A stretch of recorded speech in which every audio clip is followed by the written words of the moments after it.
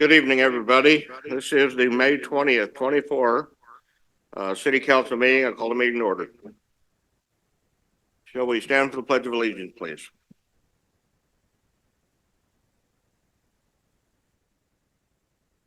Thank you and welcome, everybody. We begin our meeting with our city manager's report. Can we do roll call first? Well, okay, let's do roll call. All right, Counselor McBride, Here. Counselor Wheatley. Here. Counselor Yarnell Holloman. Here. Counselor, Mayor Rosacker, sorry. Here. Counselor Olson. Here. And Counselor Carmen. Here. And Counselor Kilberg is excused tonight. Thank you. Will, your turn. Thanks, folks. And this is the statistics report. And as some of you may know, if you're watching this at home, we do a narrative report about the events of the last month. And then we also do a report about the statistics. And the statistics are always from 2 months ago, so as to allow all the data to settle in each of the different databases before we collect it all together. So while we're waiting for that, I'm going to just briefly describe something it's not the statistics report, but I just want to mention it. We have, starting in the new financial year, a whole new group of new projects that staff are going to be working on. And some of these are very big and complicated projects. So I just wanted to mention them by name, some of the things we're going to be working on. First of all, the NURA CAC, the Citizens Advisory Group for NURA, is going to be developing some standards for how it can assess different possible capital projects that the city might want to do with the NURA funding. So that's going to be inventing a new set of standards that don't exist right now. Secondly, later in the calendar year, we're going to start again on our effort to build a water plant. Taking account of the massive inflation that has happened, we know we're going to need to raise a lot more money, but that's something that we're going to be starting towards the end of this calendar year. Very soon, a survey is going to come out to identify Newberg's worst roads. Once we have identified the worst roads, we're going to be spending $2.5 million on road repairs, which isn't as good as it sounds, but it'll do a fair bit. We're also going to be working in some committee work to figure out how to do 2-year budget cycles. And 2-year budget cycles will need a lot of small legislative changes throughout various parts of our city code, as well as some other processes that we don't know yet. Also, staff are also going to be working on a new capital improvement policy process because we don't really have a formal CIP process. And we need to get that going so as to continue to husband our money carefully. Also, staff are going to be working on an ad hoc committee to retool the rates to try to make them fairer for all Newberg residents. And that's a system or process that has never been done in Oregon before, because most cities have a flat rate process. And we're going to try to come up with something fairer if we can. And lastly, we are entertaining offers for the Butler property, and that will cause some work. So I just wanted to show you that each of these objects in my hand represents probably tens, if not hundreds of hours of staff time that has to happen. We think that this is something that we are capable of doing, but we wanted to show you guys all of the things that are happening soon. And this is on top of the normal day-to-day stuff. Most of these are brand new processes that have never existed before. Okay, and over to statistics. New slide, please. All the way through till the end of April. Planning, combined decisions, you can see there were 7, a bit less than the average from previous years, indicating somewhat of a slowdown in the housing market. New slide, please. 4 permits for units, and you can see a similar situation, somewhat of a slowdown. New slide, please. Building permits, other types, 79, similarly, tracking down a little bit with the slowdown in the housing market, mostly driven by high inflation, high interest rates. New slide, please. Building inspections, still a fairly huge number for just 1.5 people, 595. Let's try our luck with the clicker. Excellent. Community engagements, 20 click-throughs or responses that came in through our website, fairly average. However, a monster whopping 15,000 social media engagements, and that is running at almost double, no, it is double the run rate for the past couple of years. That's kind of crazy. People are communicating and watching the city in full transparency. Social followers, and as you can see, those have continued to go up over the last couple of years, and in particular, you see our other category has grown a lot because new platforms have been added to the mix. Public records requests, 4, fairly average and a bit less than that surge we had recently.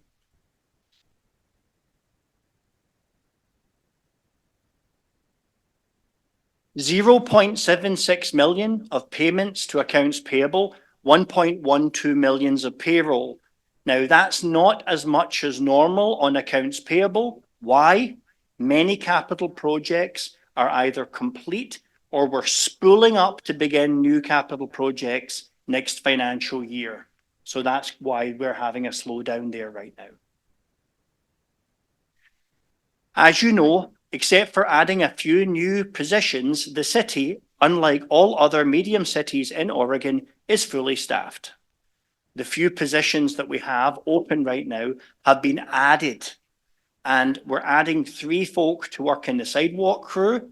We're also taking a position that used to be an admin assistant and turning it into a grant writer in the engineering division. And that's the bulk of what those recruitment efforts are. It's a great place to work, folks. IT resolved 278 service tickets. And 278, that's a good bit more than normal. I know they did a lot of work looking at equipment that was damaged by the flood or assessing if it was damaged by the flood. And that's partly what those numbers were from April. However, luckily, they responded to no after-hours on-call events, and that's unusual. The library has destroyed the statistical record of the previous library director.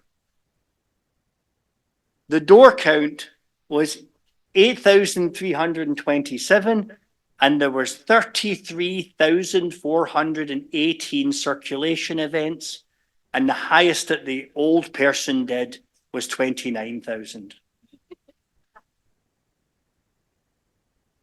Excuse me, Will. I should let the rest of the people in on the joke. The former library director was the city manager. And just since we're being bad, Corey, you didn't stand by the door and just open and shut it a bunch, did you? Maybe. I would just like to say that Will was also city manager during COVID. So there are a lot of reasons that our statistics were different then. Well, with that kind of statistics, I don't think we're going to send you back to the library. You're staying here. So public safety had 2,146 calls for service, and you can see that's fairly median compared to the recent range. We had 652 traffic stops, which is a little higher, but not unusual for this time of year. 509 citations and warnings. That is also a little higher than normal, actually, even for this time of year. So if you're going to be speeding through Newberg, please don't. And unfortunately, 12 fools recklessly decided to get behind the wheel while they were drunk or impaired, and thereby possibly risked the lives of a child when they did so. There was 954 911 calls and 2467 non-emergency. And if you look, those statistics compare fairly similarly to this time in other years and also the averages.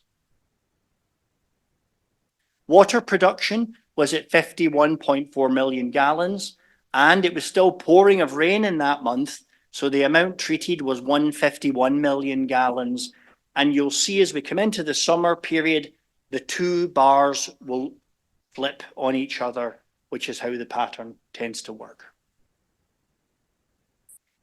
There was 1,134 work orders, and we're at that part of the year where the number of public works work orders is steadily ramping up as we get into the summer season, because there's more things you can do out of doors with cement and checking hydrants and stuff than you necessarily can at other times of year.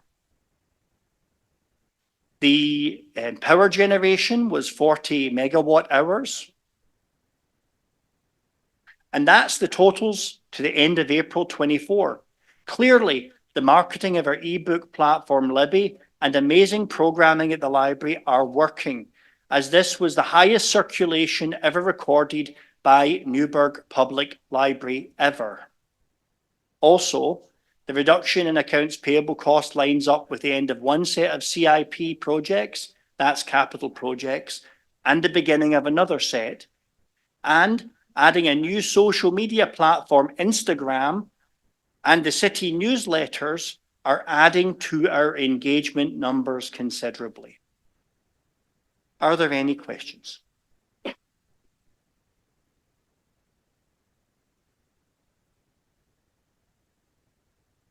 Thank you kindly.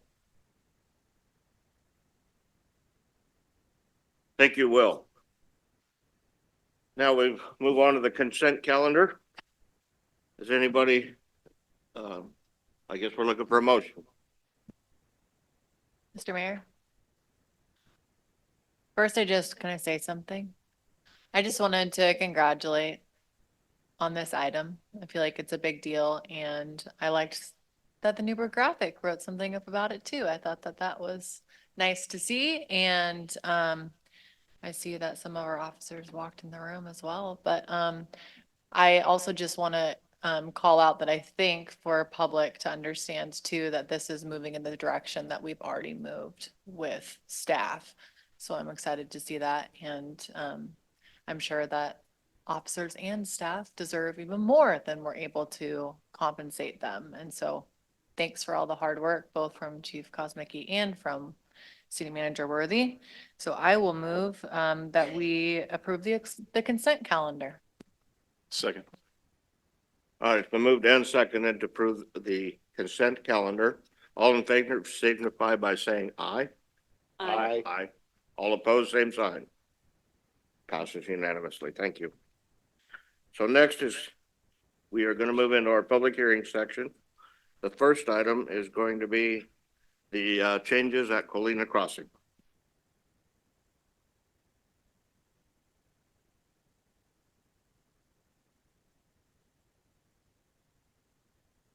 You don't get to start just yet. We have to get more formal than this. So this is a legislative hearing. So I call that legislative hearing to order. At this point, if any of the counselors have declarations of conflicts of interest or abstentions, this is the time to bring that forward. Hearing none. The next item is our staff report. Thank you very much. Thank you, Mayor. Jeremiah Cromie, Associate Planner for the record. So tonight you have a public hearing in front of you for Colina at Springbrook subdivision phasing plan modification, and then as well as a master plan development matrix modification. So it's two different parts, and I'll go through the two different parts, but I'm going to start with the subdivision phasing plan modification. Wrong way. Thank you, gentlemen. So just a quick background. applicants Polish Homes, and then location, I'll have a map here in just a minute. Be more helpful. And then zoning is Springbrook District, low density residential. And I'll go down. The applicable criteria for the phasing matrix, or excuse me, the phasing plan modification is municipal code 15235 land divisions, 15236 Springbrook District, and your order number 2023-44. And just for a little bit more background, this is a subdivision you guys passed last summer, in the summer of 2023. And then the matrix criteria is 15326 Springbrook District, public improvement standards, comprehensive plan, statewide goals, and then both the order and ordinance. So location of subdivision is highlighted there in red. It's basically west of Hess Creek, north of Mountain View, and it does actually include a bridge across Hess Creek as part of phase 1. And the current zoning out there is Springbrook District, low density residential. So this is a table of the different phasing plans, currently approved ones on the left, and then the new one proposed is on the right. There's pretty minimal changes. I'll go through that next slide. So what it does is it splits one open space tract into 2 lots in phases 1 and 2, and then it adds a phase 1.5 for a roundabout or traffic signal. And the overall phasing plan is still 8 phases. It's just adding that kind of a half phase in there. And then it splits the East Mountain View Drive improvements between phases 1 and 3 for better stormwater facility, renumbers some lots in there, and provides clarification on when adjacent improvements are to occur. So on the previously approved planning map or phasing map, excuse me. So you can see tract G is a tract that's getting split into 2 phases. The rest of the lots are staying in the same location. And then so you can see it broken up into 2 phases there. And then phase 1.5, it's kind of hard to see on the bottom of the screen there, is phase 1.5 for the roundabout or traffic signal at Mountain View and Villa. So findings you can see in Exhibit A, only 1 lot is changing as mentioned. The lot renumbering was not consistent with the original plan conditions of approval, so we suggested a condition to include a type 1 application to reflect that. That would be a new application. And then proposed timing of phasings was only pushed back a year. There's 5 conditions related to it in Exhibit D. The second part of this modification request is the Springbrook Master Plan Matrix Development Standards modification. So this modifies standards in the whole Springbrook district for a very small portion. And that portion is the Springbrook District low density residential.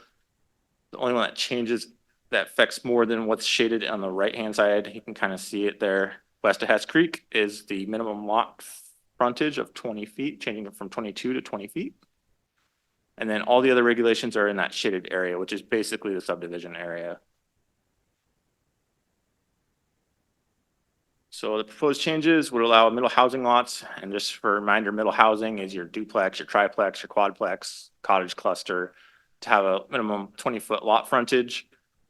And that's the only one that's changing outside of roughly the subdivision area. And then the ones that are changing as part of the matrix that would affect the subdivision, it would allow design standards to have the proposed 20 feet driveway separation for quadplex and duplex lots, and then a shared driveway with 24-foot wide access with a 16-foot wide paved surface. Fix some clerical inconsistency errors. So kind of a little background of where the current requirement is for these requirements. Most of them are from a current code or previous condition of approval in the order and ordinance from last summer.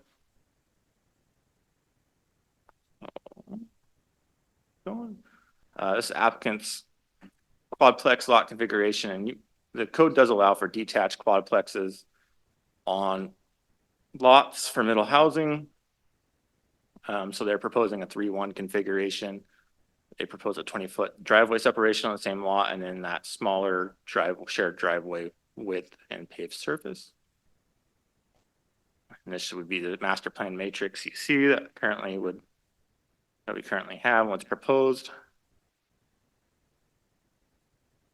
So you can find the findings in Exhibit B, and then the proposed lot frontage of 20 foot for middle housing is more acceptable as it gets greater flexibility. And then shared driveway, you can still have cars pass at 8 feet for each side.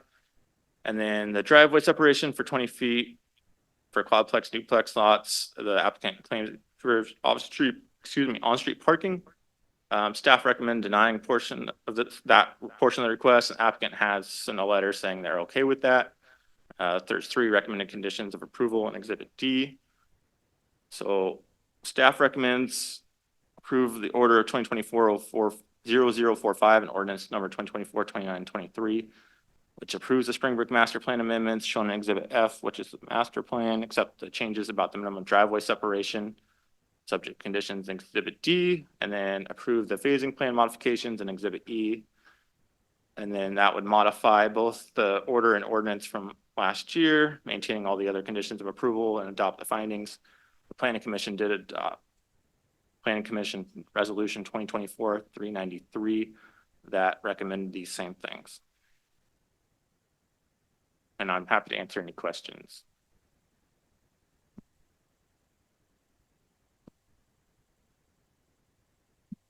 Just for the council, because this is a bit of a tricky, there's a lot going on here. So of course, you know, staff is obviously available to answer questions, but procedurally, I want to point out to council that there's an order here and there's an ordinance here. And so it's a bit of a combined hearing in its nature. And so council, should it choose to approve both the order and the ordinance, should do so through distinct or separate actions. And as a reminder, an order can be approved by council without going through some of the hoops that an ordinance does. So with the ordinance portion, I would need 2 votes by council. One would be to waive the second reading, and then the second would be to adopt the ordinance read by title only, should that be the will of council. That's on the ordinance side. Now, on the order side, we are doing a bit of a combined quasi-judicial and legislative hearing. So, Mayor, it's your cue. I'll go ahead, if it's all right, to go ahead and read some of the announcements tied to that before we open the floor for any public comment. And then after that point, council can deliberate from there. Please do. Well, thank you. Okay, thank you, Mr. Mayor.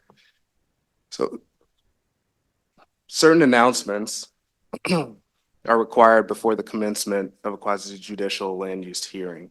This hearing deals with amendments to the phasing plan for Colina at Springbrook, and it deals with an ordinance amending the Springbrook Master Plan. The announcement required by Oregon Revised Statute ORS 197.797 is as follows.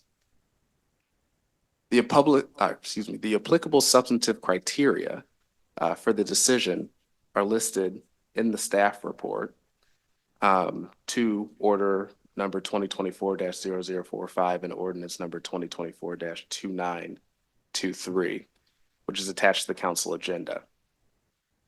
Testimony, arguments, and evidence must be directed toward the criteria described above or other criteria in the plan or land use regulation that you believe applies to this decision. Failure to raise an issue accompanied by statements or evidence sufficient to afford the decision maker and the parties an opportunity to respond to the issue precludes appeal to Land Use Board of Appeals based on that issue. Failure to raise constitutional or other issues relating to proposed conditions of approval with sufficient specificity to allow the local government or its designee to respond to the issue precludes an action for damages in circuit court. The applicant, in this case, the city is the applicant, of course. The applicant who has the burden of proof may have at least 7 days after the record is closed to all other parties to submit final written argument. At the close of the testimony portion of the hearing, the applicant will have to decide if the applicant wishes to submit further written argument. For purposes of this section, the applicant's not the city, the applicant is Palish, as you kind of pointed out, just correction on that one. But for the purposes of this section, argument means assertions and analysis regarding the satisfaction or violation of legal standards or policy believed relevant by the proponent to a decision. Argument does not include facts. Evidence means facts, documents, data, or other information offered to demonstrate compliance or non-compliance with the standards believed by the proponent to be relevant to the decision. Any submission by the applicant after the record is closed must be limited to argument. No additional evidence can be submitted. If the applicant wishes to make final written argument, no further deliberation shall take place tonight. If the applicant waives that right, the council may proceed with deliberation. And that ends the city attorney hearing announcements. So, just to make sure, does the order end in 0045? Okay, I thought you said it the other way around, but that's fine. Thank you. All right, it's time for questions. First of all, is there a representative Polish here tonight? There's a representative for Polish and AKS tonight, yes. So I guess I'll start. Why are we changing the lot size from 22 to 20? The phasing, I mean, I don't understand. We're just changing the timeline? Is that what is going on with the phasing? Yes, roughly, it's just changing the timeline and then adding that phase 1.5 for the roundabout, kind of a deferred, but it would still prevent occupancy from phase 1. So phase 1 is the first phase, but it includes that intersection improvements before occupancy of any of those lots in phase 1. And then your question about the lot size, so I want to make sure we're clear, is it's the lot frontage width. It's not a lot size. So the current requirement in the master plan is 2,900 square feet for a single family home. That's not changing. The lot width for middle housing only is what's being proposed to be changed from 22 feet for what's currently attached dwellings to 20 feet for middle housing, which is your duplex, triplex, quadplex, cottage cluster. So, I mean, are the homes gonna be narrower? Why? I guess that's the question. I know a question a lot of the community wants to know is, are these going to be three or 2-story row houses like we see on some of the other subdivisions around town? I can't answer that completely. You would need to ask the applicant. This would just be the lot width change. But I mean, it would have to meet the applicable standards and development standards matrix, which does allow for single family houses, and there is height requirements. So that's something I would ask the applicant. So I want to make sure I'm understanding this, it's still going to be the same size, it's just narrow, correct? All right, so it's just going to be longer, it's going to be narrow but longer, but still the same square footage. The square footage wouldn't change, so have the minimum lot size, but yes, the way the lot width is configured can be different, yes. Okay, so what's the purpose for doing this? So I believe, and you can ask the applicant this, it's to give greater flexibility on developing the middle housing for the city in their project. I can't speak for them, but that's something I would ask them. Well, I have a comment then. As city council, we do not have the ability to reach out and talk to the applicant at any place other than right here in this meeting. So thank you. I'm somewhat disappointed that we don't have somebody here to talk to. I Yeah. see, Mayor Rosacker, we do. relax. I see we have somebody from AKS who, I'm assuming you're gonna say that you're representing the Polish Homes? Yes, we also have one too. See, come on up.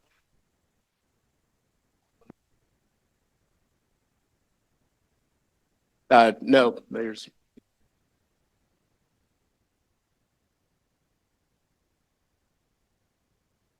All right, good evening. I am Glenn Sutherland. I'm a planner with AKS Engineering and Forestry, a consultant for Polish Homes. We also have on Zoom Anna Bozich, who is the Community Planning Director, Mike Robinson, who is their Legal and Government Affairs Director, and Mimi Dukas, who is also Principal and Land Use Planner with AKS Engineering and Forestry. I was not able to get the presentation to you in time, but if you do like paper copies, I have those. Rachel was nice enough to email that to you, so I do believe you do have a digital copy of that. But I do want to clarify that there are no additional lots being proposed. There's no additional density. The lot sizes are not proposed to change. This is kind of what we've been proposing the entire time. Can I borrow this? Maybe I'll go back. Yeah.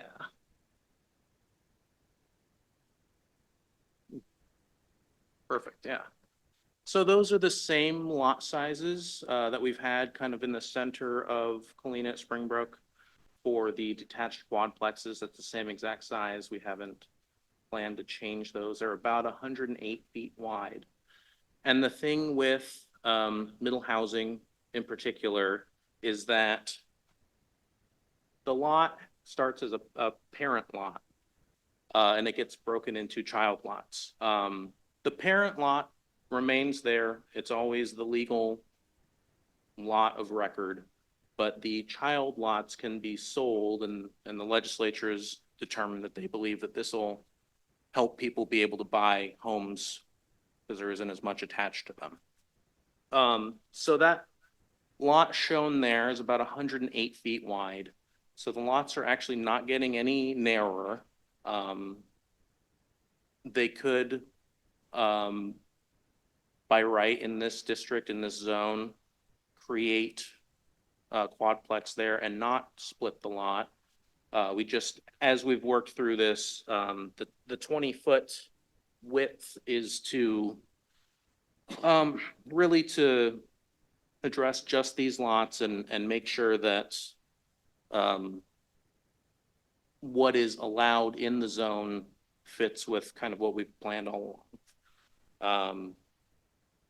So kind of expanding on that, the lot width, as if I can go, let's see here. Sorry, I'm hijacking your presentation here, but it is helpful.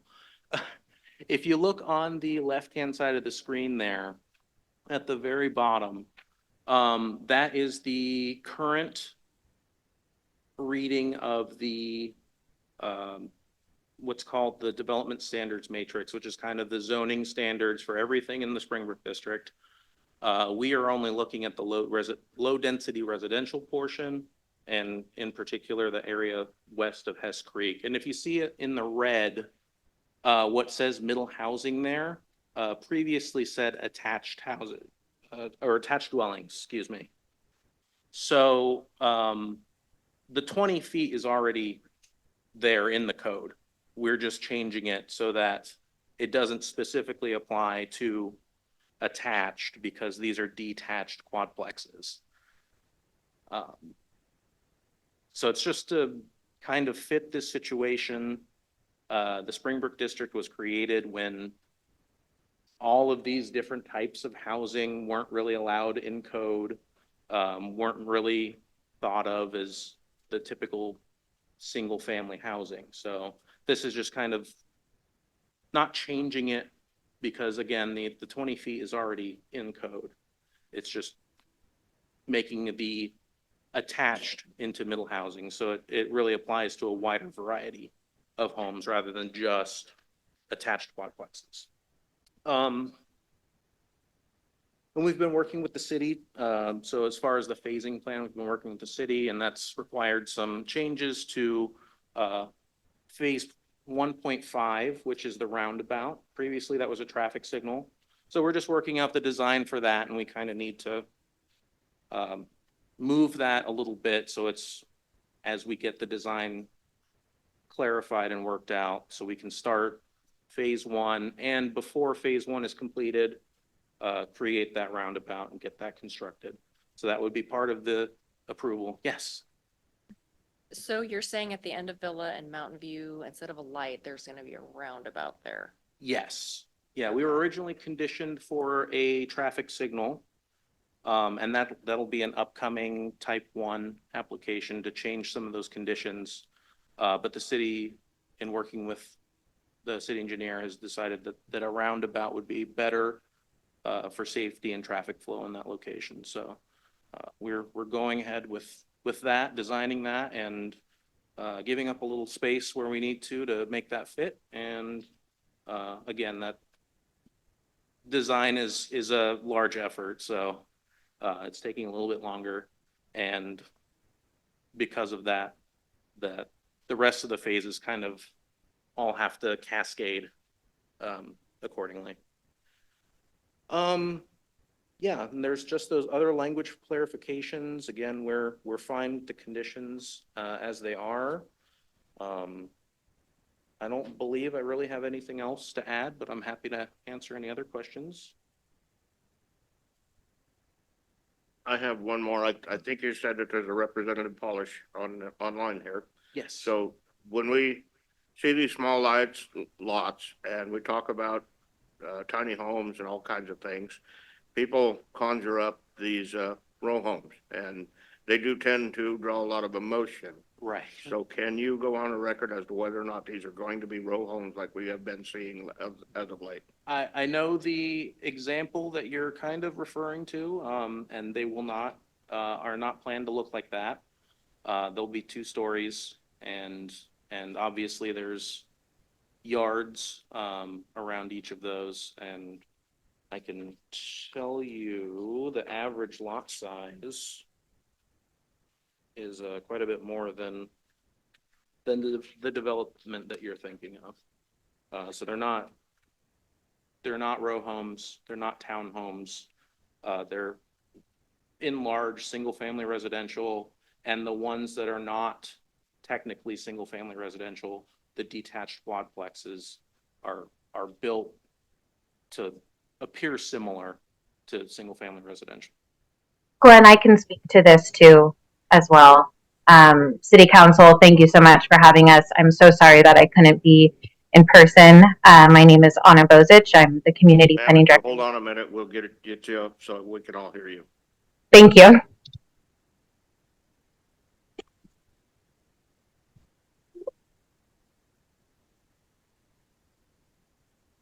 Go ahead and try again. Is this Anna? Yes, this is. Can you hear me? Yes, go ahead. Thank you, City Council, for having us tonight. I apologize that I could not be there in person. My name is Anna Bozich. I'm the Community Planning Director here at Polish, and I just wanted to, glean some more light onto this product type that we're offering in Colina. We wanted to achieve our density requirements while offering something outside of a row home or even our standard, what we call our cottage homes, which are our alley loaded homes. We believe these floor plans and the ability to create, a detached fourplex as a cottage cluster will allow us to bring to market a home that lives more traditionally like a front loaded home, but achieves a smaller square footage that allows us to achieve our minimum density. Anna, can you tell us how many square foot these cottages are going to be? Talking about the unattached fourplexes. Yes, we are still in design of these floor plans. We plan to offer 4 to 6 different floor plans as we move through this product type. This is a new product for Polish Homes, and we felt this was a great community to add these to just to achieve more of a standard way of living, as we know, people in Newberg want to see. We're looking at concepts that would probably average out around 1,500 square feet, but we're looking at some designs that would be 1 story and closer to 1,000 square feet, just to really achieve a middle housing, trying to get costs down for, homeowners that are entering the market, or, someone looking for a more affordable alternative.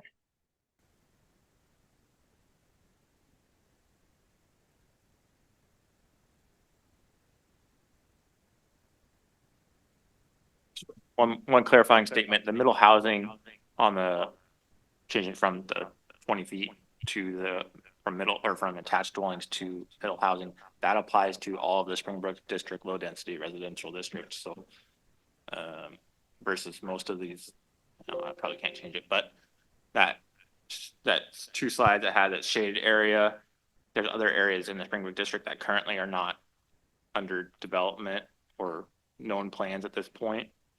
That would also affect, so just wanted to clarify that. So thank you very much. Are there any other proponents that wish to speak about this project? All right, seeing none, I'm gonna assume that the other two are opponents, so, I'm sorry? Okay. Oh, okay, good. So we have Robert Smith.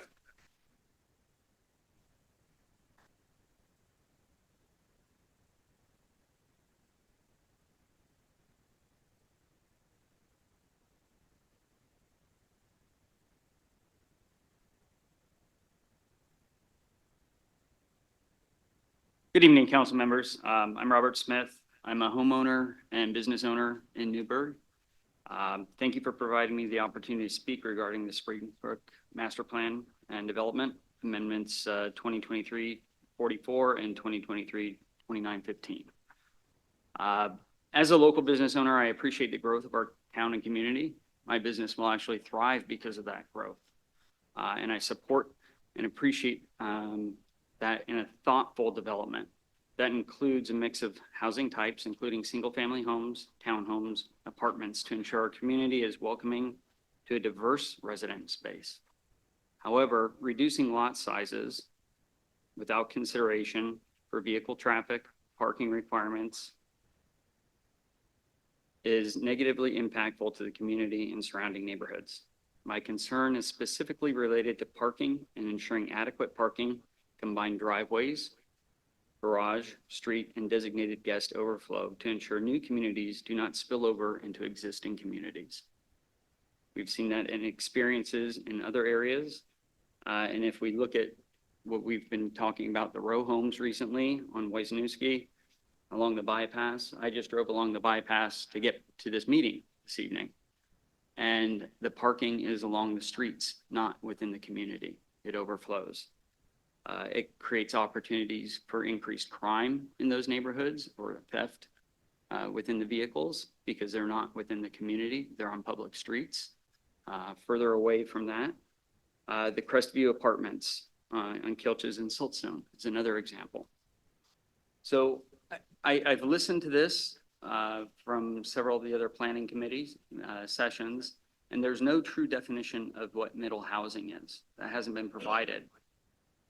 It seems to be a fluid discussion. It's not even defined by our state government as yet, is my understanding. So for us to adopt a change in a term of middle housing and change our zoning within the community will affect not just the Springbrook development, but all future developments because it's been made available. Reducing those lot sizes, if you think about 20 feet, maybe one car parks in that space instead of the 22 feet. It makes a big difference. Cars are 8.5 to 10 feet long. That's two cars in front of an apartment instead of one car. We all know that most of those residents have multiple drivers and have multiple vehicles. I live in an adjoining community. I have a home in an adjoining community. I'd like to not see that spill over into my community. I've had that happen in past residences where we've had that new developments occur. So, you know, that's my thought there around that. If there's no change in the number of units, I'd ask the developer why it's necessary to make these changes to the middle housing. Why is it 22 feet? Now you're reducing the size of the home that's going to be on that. Is that making it more comfortable for the new residents of that home, or is it making it more affordable for the developer?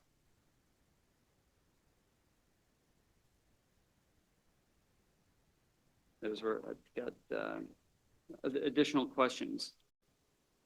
They've stated that there's no changes in the current plan for phase one, but they haven't designed the lots for the future phases. So how will this affect the future phases and the number of units that are built into those phases? Is there a designated overflow parking area? or overnight parking area for guests within the community. Have they made those amendments to the planning?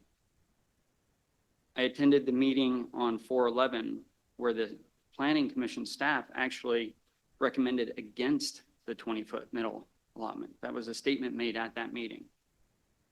And then going into that, again, I'm just going to say, why is it necessary to change the term from attached to middle? When attached, we all understand what attached is. We understand that attached is a density item. Middle is open. Middle becomes, you've got one corner on the street, you've got another corner on the street. Everything between those corners is middle. Not necessarily a quadplex, not necessarily anything. If you've got 10 homes on that street, 8 of them are middle homes. And now they become 20-foot lots. And in order to maintain the size of the home, they have to go up and they start to look like cottage row homes, not just row homes. Thank you.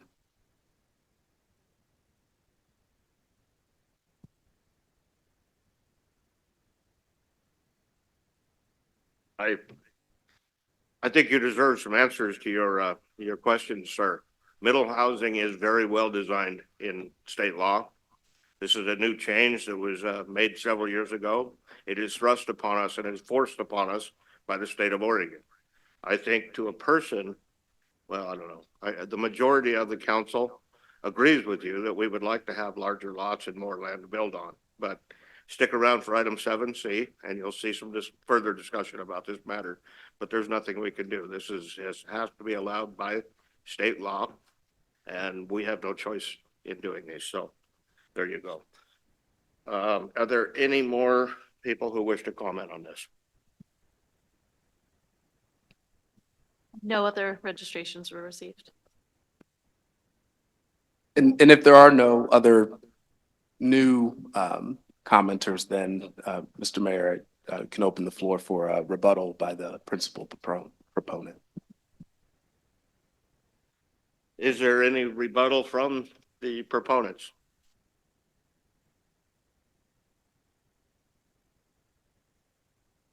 Again, Glenn Sutherland from AKS Engineering and Forestry. Thank you. Just to reiterate, we are not proposing any attached homes. The definition that we inherited in the Springbrook district is for specifically attached, and that's why we wanted to change it to middle housing. Now, that being said, middle housing is well defined in the development code, in the city's code, in the state Oregon revised statutes that deal with middle housing. Middle housing is not physically middle. It is conceptually middle between one home and many apartments. All of the things in between there that you don't typically see anymore: duplexes, triplexes, quadplexes. So those are the middle, the missing middle housing that middle housing refers to. And cottage clusters, thank you. Yes, and that is the intent of these changes. Again, they're already in code. They just need to, for the intent of this subdivision, what we've planned all along is these detached quadplexes. That change needs to be made from attached to middle housing, just to make sure that this, in a form similar to the surrounding single-family neighborhoods, that these detached homes can be constructed. Again,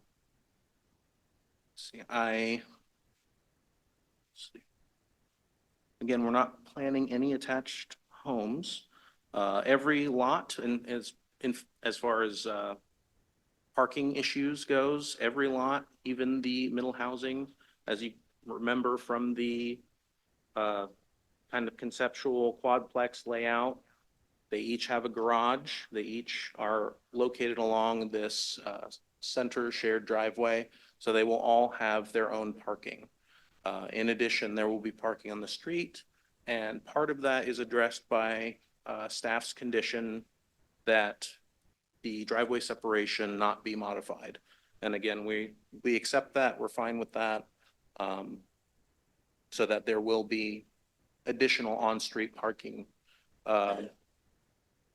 This area of middle housing, the quadplex lots, they're central to Colenia at Springbrook, so they're not on the periphery where they're going to affect other neighborhoods. All, I would assume, unless somebody wants to walk quite a few blocks. Again, there's parking for the units themselves, and if you parked in front of that unit, you'd be in the center of Colina rather than in one of the existing neighborhoods. I believe Anna might have something to say, but she needs to be designated a panelist again.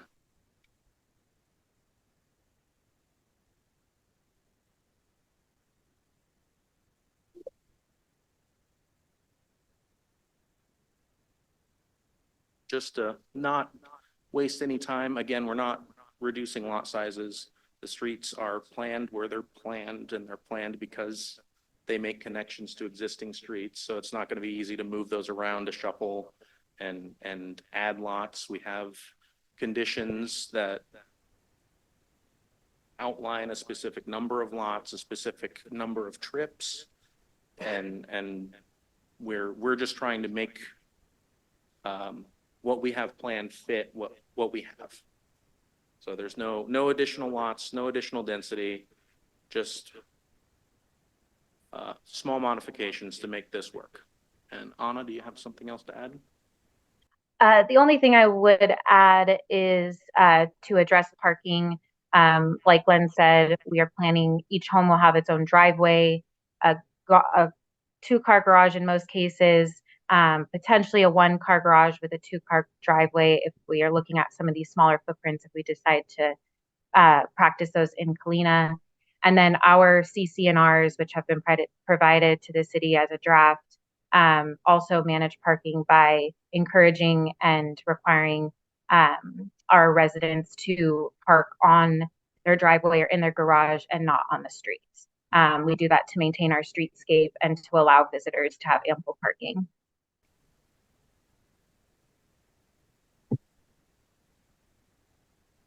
Thank you. If there's no more public comments, I will close public comments. Thank you. So this is where we get to discuss this. Who wants to begin? Mayor, if I could just kick things off with some closing announcements, now that public comment is closed, and I'll start with a question to the applicant. And Glenn, I'm looking at you, but I understand that there are a couple of representatives of Palish as well online, but yes, waiver. Okay, so I can let the record reflect that the applicant has waived the 7-day timeline to submit a final written argument. And I'll read the post-hearing announcements. If the decision is not made tonight and continued to another date, the record could be reopened at that later date by motion of the council. Therefore, do not assume no further evidence will be taken. If the decision is made tonight, the council has the authority to reconsider the decision following proper procedure. This motion to reconsider is usually required to be made at the next meeting of the city council. The fact that the council could reconsider their decision does not affect the length of time for appeal of that decision. And I'll turn it back over now to you, Mr. Mayor, for taking a staff final comment and recommendation in council deliberation. So that's where we are. Final recommendation from the staff, please.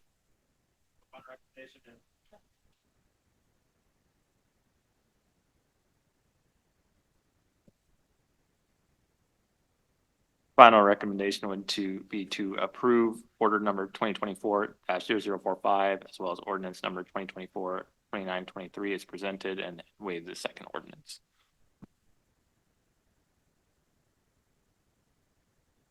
Thank you very much. All right, Mike.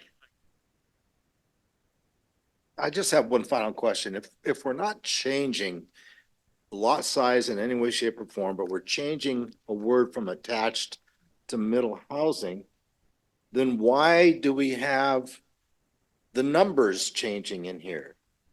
You know, they specifically have that listed down to, 20 foot, 25 feet. Now, I mean, if it doesn't make any difference, then why would, is it just for legalese? Is that what it's all about? Just to make sure we follow the rules, James? I mean, I don't know. Is that?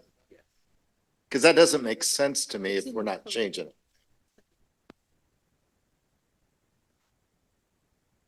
So I'll defer, do you want to tackle that particular inquiry from Counselor McBride?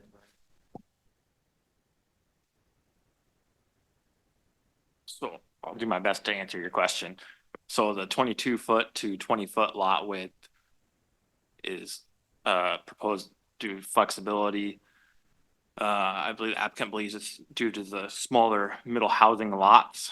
My understanding, and James can correct me if I'm wrong,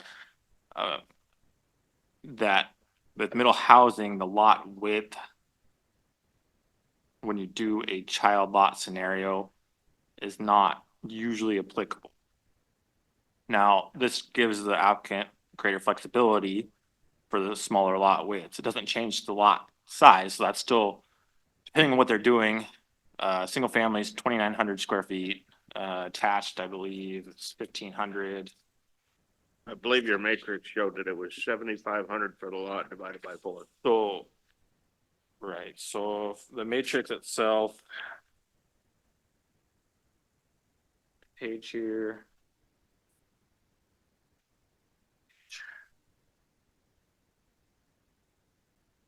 So currently, minimum lot area is 2,900 square feet, except for minimum 1,500 for attached, 4,500 square feet for triplex, and then 7,000 square feet for quadplex dwellings and cottage collections. That is not changing. That was already proved. They're not proposing to change that. They're just proposing to change the lot widths. And so it could essentially be, yes, a narrower lot, but the lot size still has to meet that minimum lot requirement. So you get it, Mike? 7,000 divided by 4. Anybody else? Yes, Molly.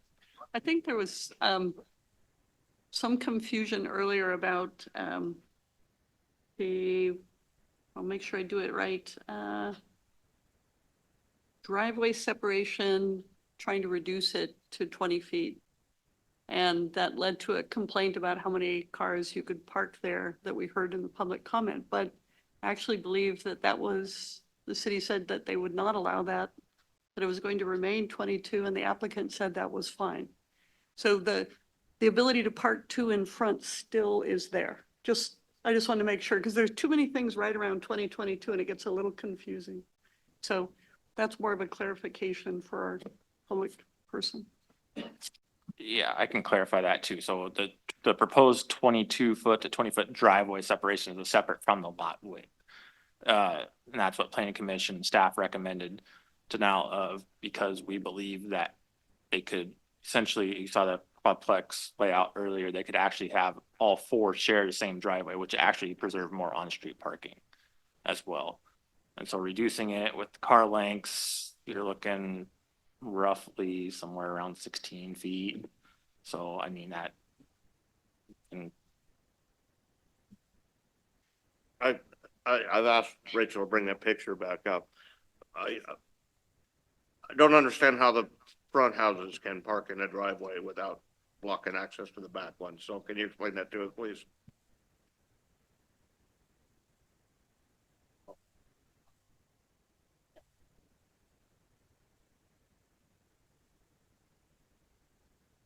Oh, Anna, if you're still looking, it looks like that has long driveways that basically intrude on the front 2 lots. Are the people in the back gonna have full access and easements to use those driveways to park 4 cars in if they need to?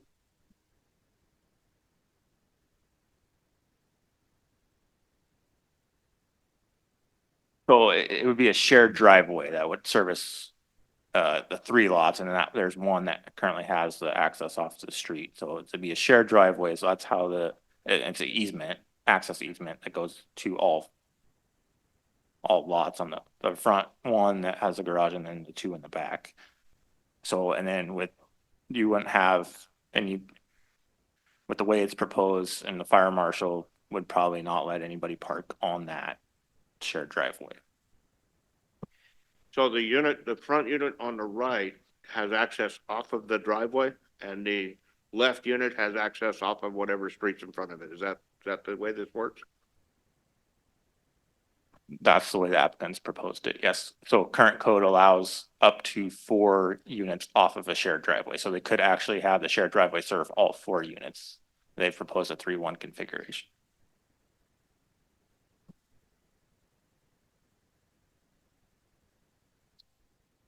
Yes.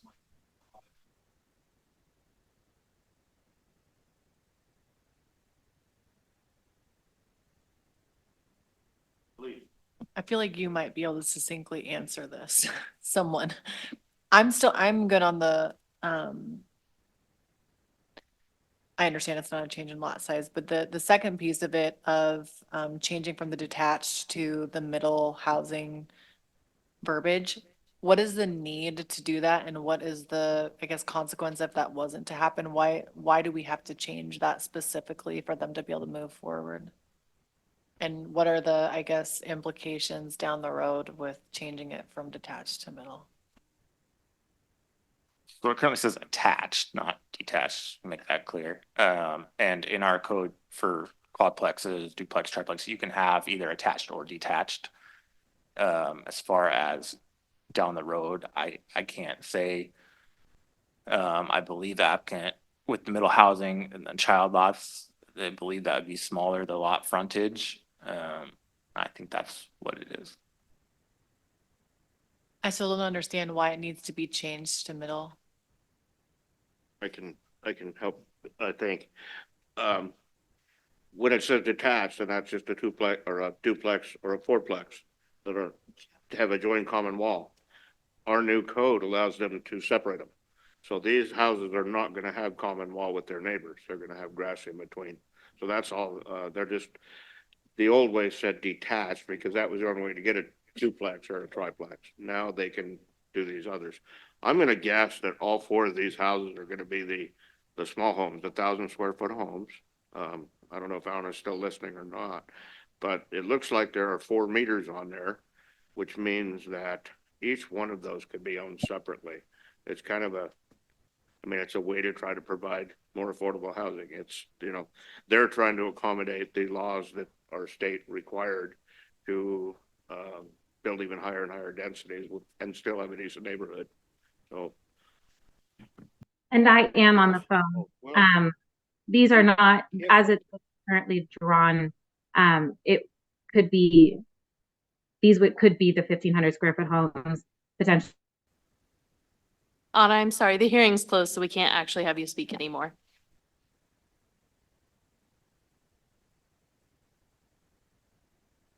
Go ahead, Will. Having taken some advice very carefully from my honored colleague, I am not adding any information about this hearing, but I am offering as a librarian. There's a book called Missing Middle Housing. It's a smashing good read. And if anyone would like me to send the ISBN number for that book, I can provide you with that because it's actually really very interesting. Are there any more questions, comments? Then it's time for decision. So let's look at the ordinance first.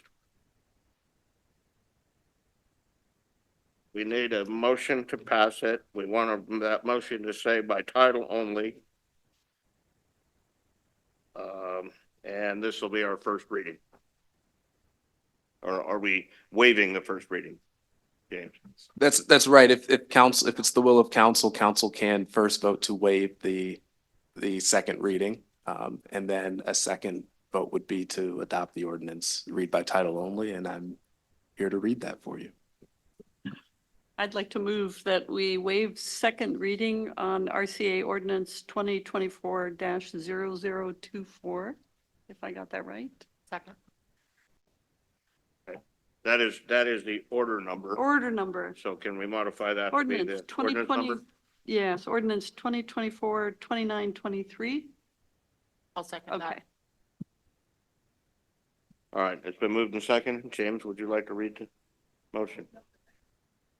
I really want you to read the whole thing, but I won't. I'd like to move that I know it's my last chance.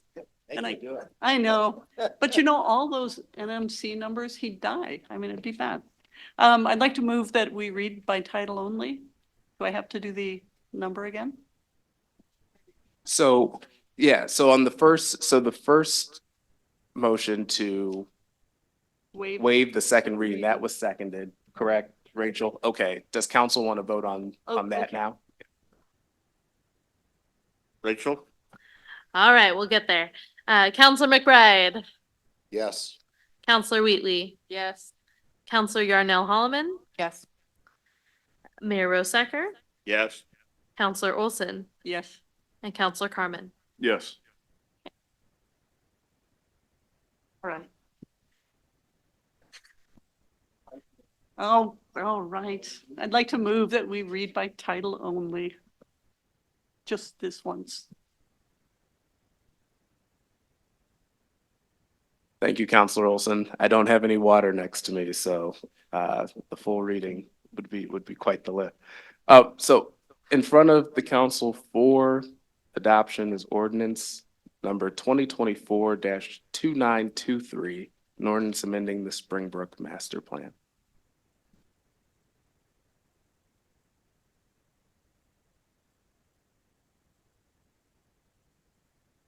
Second. So now we need a roll call vote. All right, Counselor McBride, Yes. Counselor Wheatley, Yes. Counselor Yarnell Holloman, Yes. Mayor Rosacker, Yes. Counselor Olson, Yes. Counselor Carmen. Yes. The motion passes. All right. We're done with the order. No, I'm sorry, the ordinance. Now we need to adopt the order. Somebody want to make a motion for that? I move that we adopt order number 2024-0045. Second. All right. We don't need a roll call vote on that, do we? Okay, so let's have a roll call vote. All right. Counselor McBride, Yes. Counselor Wheatley, Yes. Counselor Yarnell Holloman, Yes. Mayor Rosacker, Yes. Counselor Olson, Yes. and Counselor Carmen. Yes. Motion passes.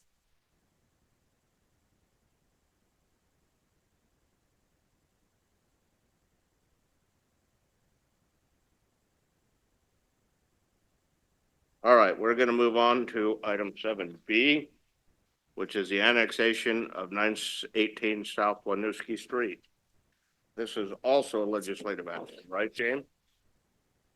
This is a quasi judicial hearing as well, so I'll have some announcements for you. Yes, on the quasi judicial script, yes.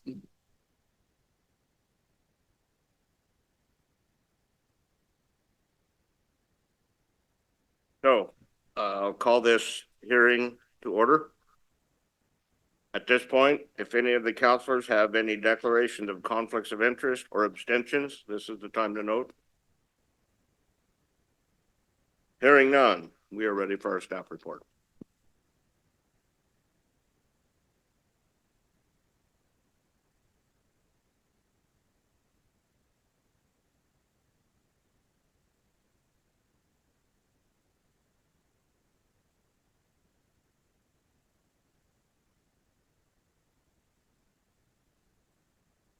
Good evening, councilors. My name is James Dingwall, one of the assistant planners at the city.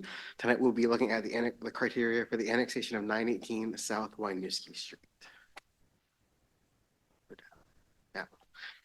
The property proposed to be annexed is 918 South Winooski Street, tax lot R 3220 CD 7100. The applicant is Daniel Danich and the owners are Timothy and Danielle Richardson, who are requesting to annex 0.7 acres into the city limits to connect to public sanitary sewer. The property has a comprehensive plan designation of medium density residential, and the applicant is proposing a zoning classification of R2 medium density residential. The property is also within the airport overlay subdistrict and the stream corridor overlay subdistrict. The adjacent zoning districts are also R2 to the north and R2 riverfront district to the west. Public water service is currently provided at the site. and a sewer main runs along South Winooski. A smaller sewer main also crosses the property. Stormwater facilities are adjacent to the property, and the site is served by overhead utility lines. To give an overview of the process, the application was deemed complete in February and routed for agency referral review.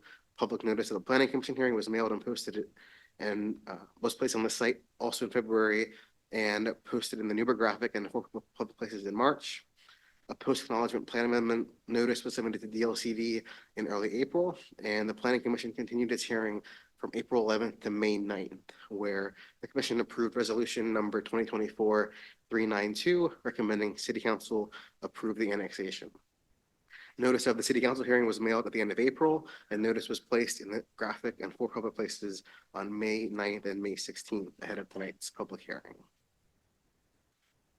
Moving to the approval criteria, the property must be located within the UGB or urban reserve and contiguous to city limits, which the subject property is. The existing use and proposed zoning district for the site as a residential dwelling complies with the comprehensive plan map designation of MDR, and a redesignation is not being requested. The subject property is smaller than 15 acres, so designation of some high-density residential land is not required. And an adequate level of urban services must be available. This includes municipal wastewater and water service. The applicant is requesting annexation to connect to an existing public wastewater line and is already served by public water service. And approval is being conditioned on the applicant providing the city with a recorded easement for the existing wastewater line that runs across the property, and that the new connection shall be to the line in South Winooski Street. Urban services also include adequate transportation facilities. The subject property has frontage on South Winooski Road, and approval is being conditioned on the applicant dedicating additional right-of-way to provide 30 feet from the roadway center line, and also sign a non-remonstrance agreement with the city for future required improvements along the frontage. Finally, there must be adequate police, fire, parks, and school facilities and services. The property is within the Tualatin Valley Fire and Rescue, Chehalem Parks and Recreation, Newberg Dundee Police Department, and Newberg School District service districts, and no comments were provided during agency referral that adequate services could not be provided to the property. The applicant provided adequate information for the city to make these findings that demonstrate compliance with the criteria. And the subject property is currently developed and has adequate urban services, so subsection E is not applicable. Under the city's annexations procedures, the passage and adoption of Senate Bill 1573 in 2016 added language to ORS 222-111 that preempts Newberg's requirement that annexations go to a public vote when the property meets certain requirements, and those include being within the UGB, subject to the comprehensive plan, contiguous to city limits, and that they meet the development code criteria for annexation. So the subject property does meet these criteria. And this preemption is scheduled to be corrected in a future code maintenance update. The applicant submitted all the required application materials, and they have not proposed a redesignation of the comprehensive plan designation of medium density residential. The development code indicates that appropriate zoning classifications for residential for the MDR designation are R2 medium density residential and R4 the city's manufactured dwelling district. Because the property is developed with a single family dwelling, that R2 designation is more appropriate. The applicant has requested an appropriate zoning classification and subsection C about redesignation is not applicable. And they have also not requested a zone change. So makes subsection D also not applicable. The annexation application was sent for agency referral to relevant reviewing agencies on February 14th to provide the opportunity to comment and coordination. Responses received are incorporated into the findings and conditions of approval where relevant. The subject property is within the airport overlay subdistrict and stream corridor overlay subdistrict, and approval is being conditioned that any future development may be subject to the procedures and limitations of the stream corridor subdistrict. Finally, looking at the city's utility undergrounding requirements, no new overhead lines are proposed, and approval is being conditioned that the existing overhead lines on the subject be placed underground. The director may make exceptions to this undergrounding requirement based on extraordinary cost, physical factors, or if facilities in the area are unlikely to be changed. And at this time, this is not applicable as a request has not been made to the director.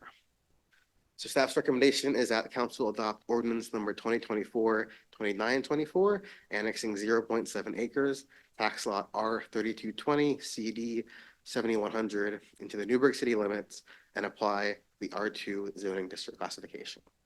Happy to answer any questions. Actually, you're gonna need to just take a seat because now it's James' turn to read his legal. Guess I've got some announcements in connection with this hearing. So certain announcements are required before the commencement of quasi judicial land use hearing. This hearing deals with the annexation of a 0.7 acre parcel of property located within the urban growth boundary. The announcement required by the Oregon revised statutes is as follows. The applicable substantive criteria for the decision are listed in the staff report under Exhibit B to ordinance number 2024-2924, which is attached to the council agenda. Testimony, arguments, and evidence must be directed toward the criteria described above or other criteria in the plan or land use regulation that you believe applies to this decision. Failure to raise an issue accompanied by statements or evidence sufficient to afford the decision maker and the parties an opportunity to respond to the issue precludes appeal to the Land Use Board of Appeals based on that issue. Failure to raise constitutional or other issues relating to proposed conditions of approval with sufficient specificity to allow the local government or its designee to respond to the issue precludes an action for damages in circuit court. The applicant, who has the burden of proof, may have at least 7 days after the record is closed to all other parties to submit final written argument. At the close of the testimony portion of the hearing, the applicant will have to decide if the applicant wishes to submit further written argument.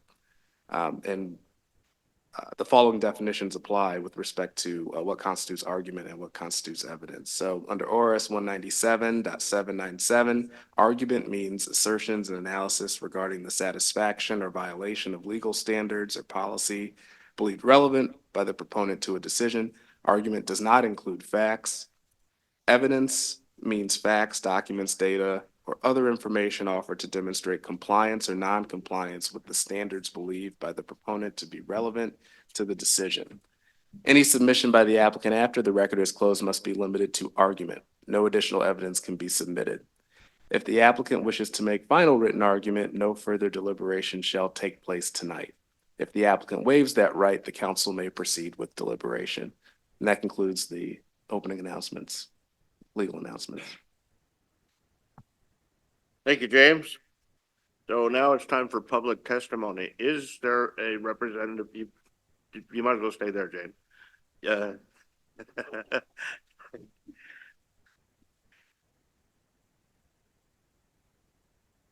Okay. Are you a representative of the applicant? Yes, sir. All right, please state your name.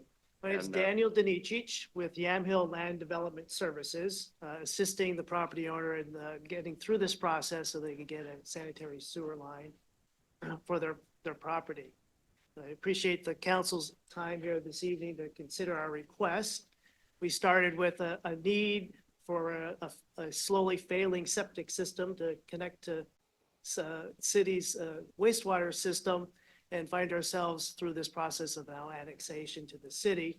You saw that process list of 12 steps we've gone through so far to get here, and I appreciate the staff's help to get through the process. It's a lot of minor steps all along the way, and you forget a word, you forget a dot someplace, and you find yourself going through a process again. We appreciate the work the staff's done. The conditions are acceptable to us. We understand that on the one item for undergrounding the overhead utilities is something that we can still discuss with the city with the appropriate condition or meeting the appropriate requirements, ask for that to be waived. When you consider the overhead along the frontage is usually something when you redevelop a lot, you would underground all that. For the sake of a sanitary sewer line, that's a very big ask. But like I said, we agree with the conditions, and I'm happy to answer any questions. All right, thank you. Thank you. So are that should be all that we need for now. Are there any other people here who wish to make public comment about this? All right, we're gonna close public comments. So now we're looking for a recommendation from James, from the staff.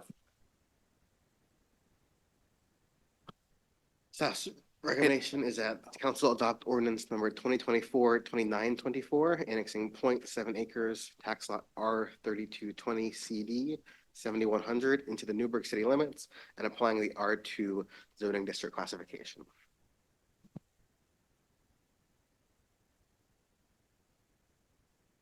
Okay, does anybody have a question for James? I have a few just concluding announcements. James, you and I are gonna work out a system to figure out which James is being referred to at some point. So let me ask this of the applicant, Mr. Danichich. Do you waive the 7-day timeline for submitting a final written argument? Okay, thank you. So now I have a few concluding post-hearing announcements. If the decision is not made tonight and continued to another date, the record could be reopened at that later date by motion of the council. Therefore, do not assume no further evidence will be taken. If the decision is made tonight, the council has the authority to reconsider the decision following proper procedure.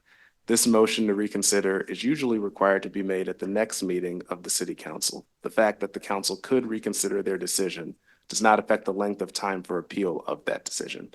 And that concludes the post-hearing announcements, Mr. Mayor. Thank you. All right. Now we're looking for, we're up to council deliberation. Who has questions? Molly? Just want to clarify that they have the right to have even if we vote yes tonight, they have the right to have the discussion about undergrounding the utilities. That's my understanding that in past practice, it's happened after the annexation. May I, Counselor Wilson? Yeah, so that's an administrative decision by the Community Development Department. And they have to meet criteria in order to waive undergrounding. Okay, thanks. It seemed excessive for the item at hand is all. Thanks.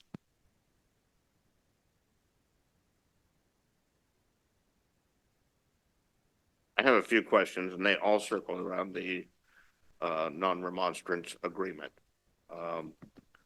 Why would we do that rather than go ahead and have the street improved at this point? How long does a non-remonstrance agreement stay in effect? How many years down the road do they stay in effect for? And yeah, let's start there. Right. Invite Brett. Would you be able to provide some there?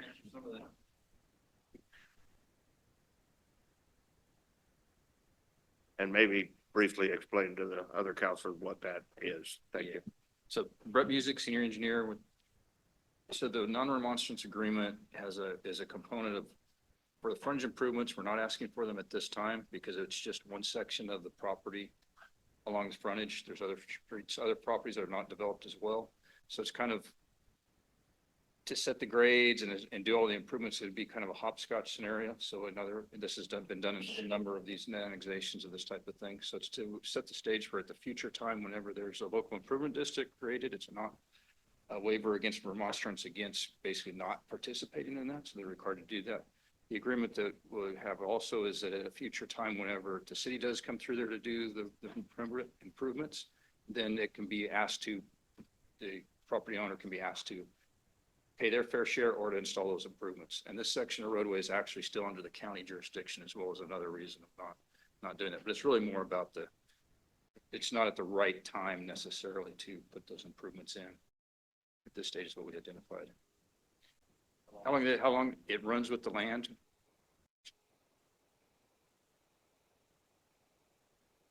So totally off the off the mark, but all of the houses on, let's say, North Main Street that signed non-remonstrance agreements, those are still in effect? It would still be in effect is my understanding. Okay. Mr. Rux told me one time that all agreements with the city expire after 15 years. Is that? I'm not certain about all agreements. So, I agree with Brett that I don't think that it's necessarily all agreements. There are certain types of agreements, certain development agreements, for example, that have that 15-year timeline.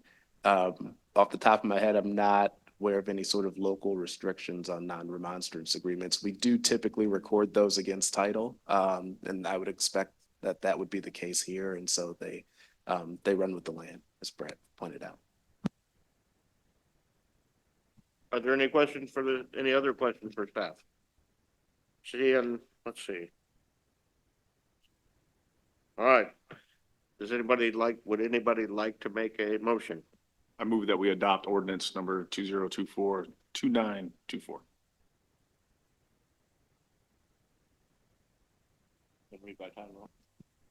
So we've got the ordinance at play here, even though it's a quasi judicial hearing. So I want it broken up into two parts again: the waiving of that second reading, and then the adoption. So I move that we waive the second reading of ordinance 2024-2924. Second. So it's been moved and seconded that we waive the second reading. Rachel, would you call for a roll call vote, please? Certainly. Counselor McBride, Yes. Counselor Wheatley, Yes. Counselor Yarnell Holloman, Yes. Mayor Rosacker, Yes. Counselor Olson, Yes. Counselor Carmen. Yes. Motion passes. All right. So he's waived the 7 days, so all we need is a motion and a second.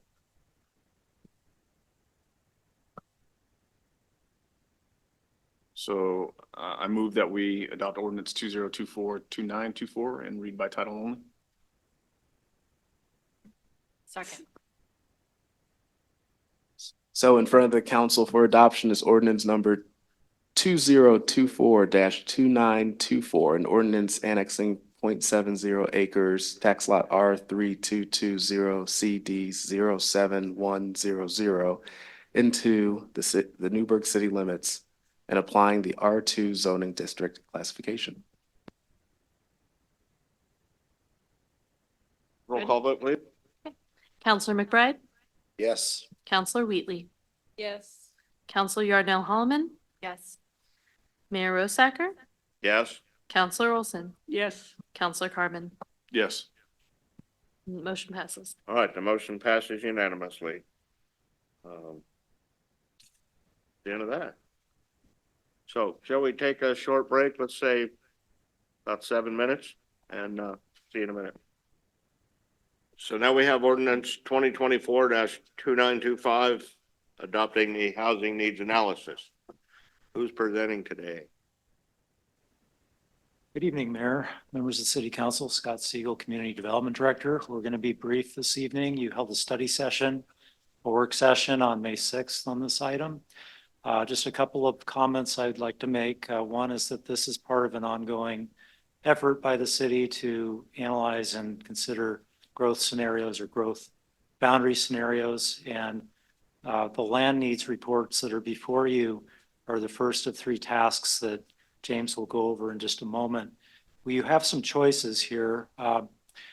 You may choose to move forward with one or all of the land needs reports. If you choose to adopt the housing needs analysis, the state requires that we follow through on that and that we take steps to address the housing need and the land need that we've identified. If you choose not to adopt the housing needs analysis, then we remain on pause with housing and urban growth boundary expansion for the purposes of housing until the next time the city or the council decides to initiate a new housing needs analysis. So you've invested deeply in this process. And so there's an opportunity cost involved in choosing not to adopt the housing needs analysis.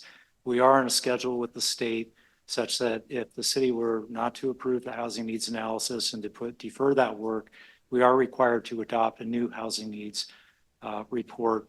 I believe it's by 2030, so it's quite a ways out. It's not to say that you couldn't take this up sooner, but that would be that would be the scenario where, we would be mandated to do this. Fortunately, our predecessors did a lot of the work. You have that before you this evening, and Assistant Planner Dingwall will give just a high-level overview of what's before you tonight for public hearing. Right, good evening again. So tonight's presentation will review the findings for comprehensive plan text amendment 22-2. An amendment to adopt the City of Newberg Housing Needs Analysis, City of Newberg Economic Opportunities Analysis, the Newberg Public Land Need 2021 to 2024, and then amend the comprehensive plan, Chapter 5, Land Supply and Need. So as you've heard before, the amendment aligns with multiple council goals. Goal 2, identify land and attract employers to encourage family wage jobs. Objective 1, identify land other than the mill site, the zone for light manufacturing within 5, and Objective 2, work to bring land into the UGB to zone for light manufacturing within 5 years. And then Goal 7, increasing land availability for housing. Objective 2, working to bring land into the UGB to zone for residential purposes within 5 years. And again, as you've seen before, this is the first step in the city's sequential UGB process approved by the DLCD director on April 9th. This step proposes to adopt the HNA, EOA, and PSP as one consolidated task 1. And then once adopted, there will be an opportunity for objections to DLCD, and then that adopted task will be reviewed as task 1 by DLCD itself.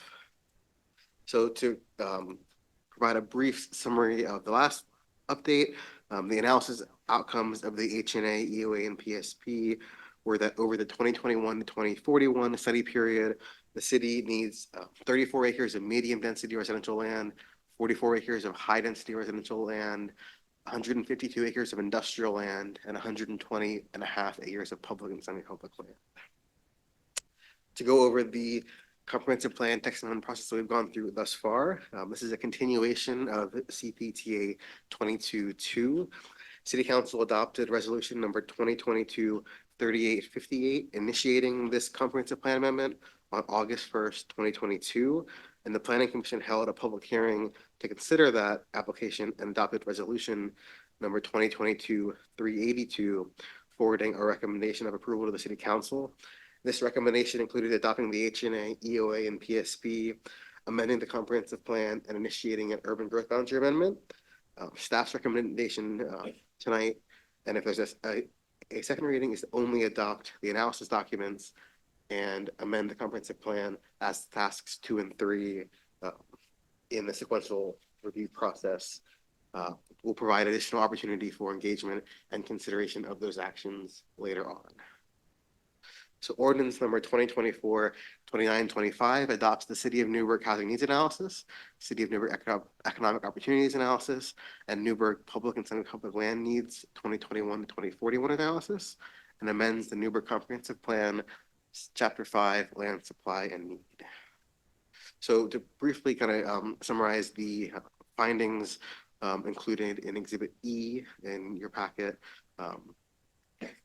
overall they relate to the statewide land use planning goals, Newberg Comprehensive Plan goals and policies, and the Newberg Municipal Code, Type 4 process.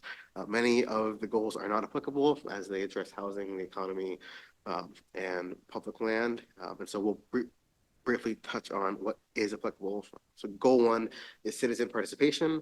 The public hearings before the Planning Commission and City Council, presentations and other public engagement provide an opportunity for public comment, and a post-acknowledgement plan amendment was submitted to DLCD in 2022 as file number 522. Goal 2 relates to land use planning, requiring that land use decisions have an accurate factual base, alternatives are considered, and implementation measures are consistent with and adequate to carry out the comprehensive plan. The proposed amendment keeps the city's ongoing land use program current, which includes the adopted comp plan, development code, and related specific and master plans. It's based on that HNA, EOA, and PSP that you're considering adopting. And alternatives were considered when those analysis documents were developed and will be further considered in tasks 2 and 3 of the sequential review process.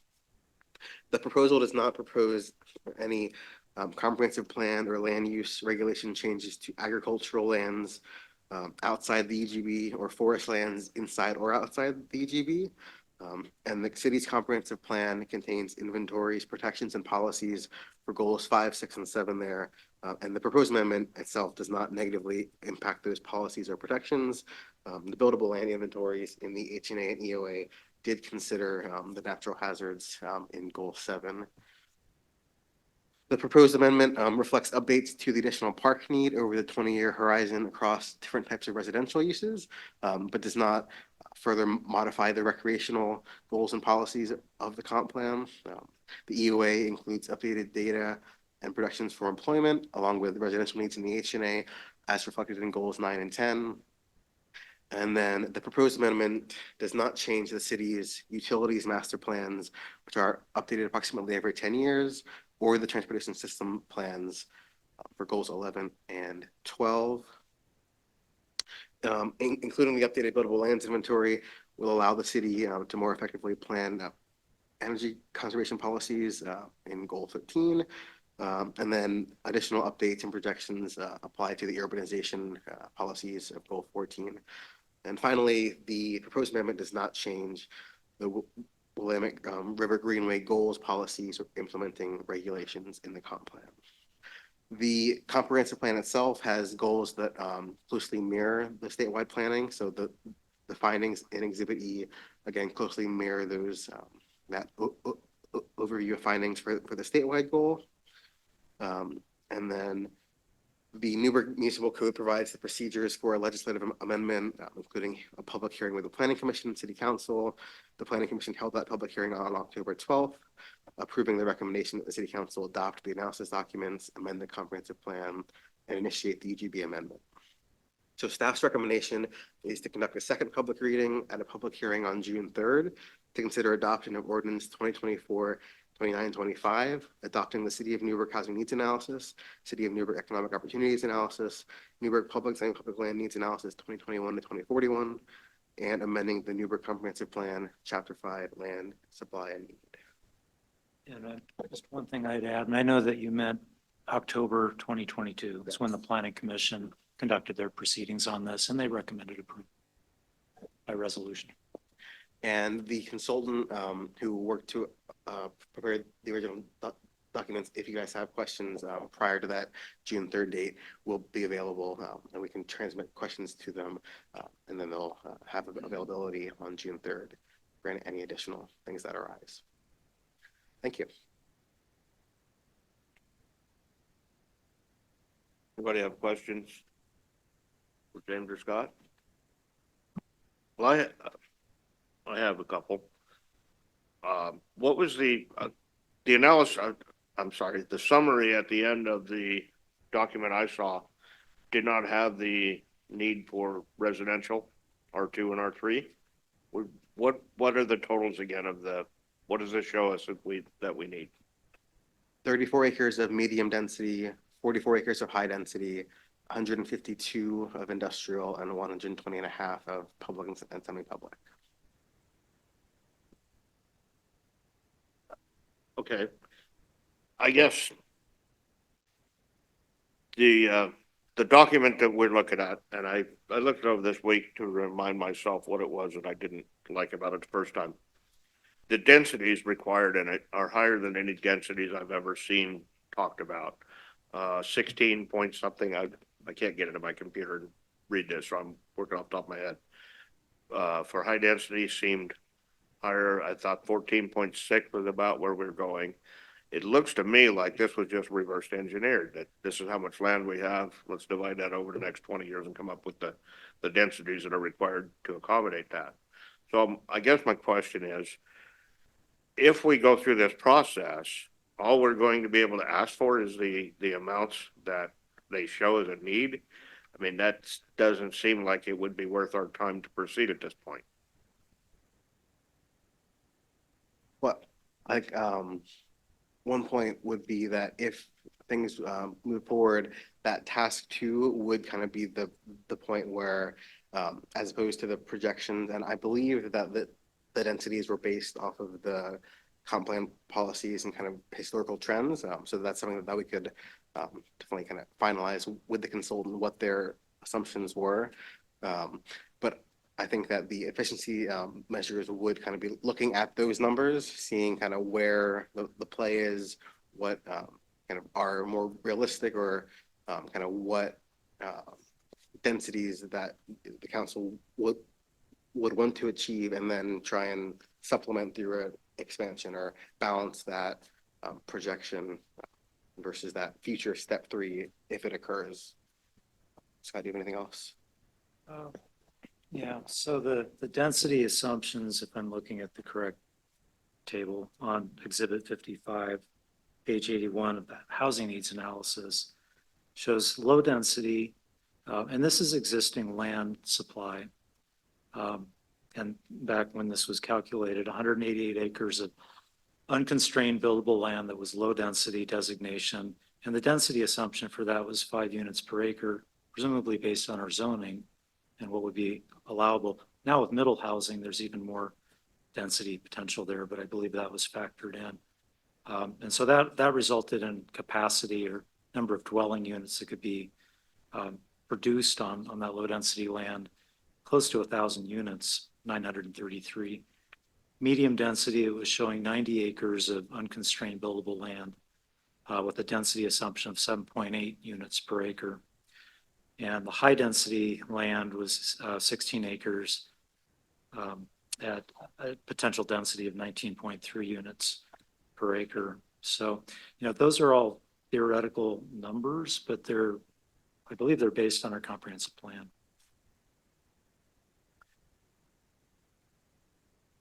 And then they also broke it out by sub area. So the Northwest Specific Area Plan had its own calculation based on 14 buildable acres.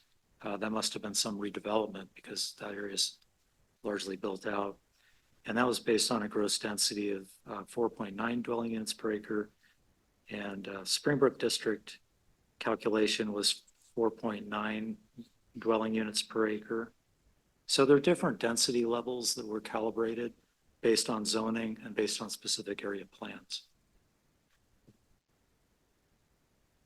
My point is that we are definitely going to achieve those kinds of densities in our city. Colina Crossing, I'm sure, based on what I'm seeing, is going to be somewhat higher than that.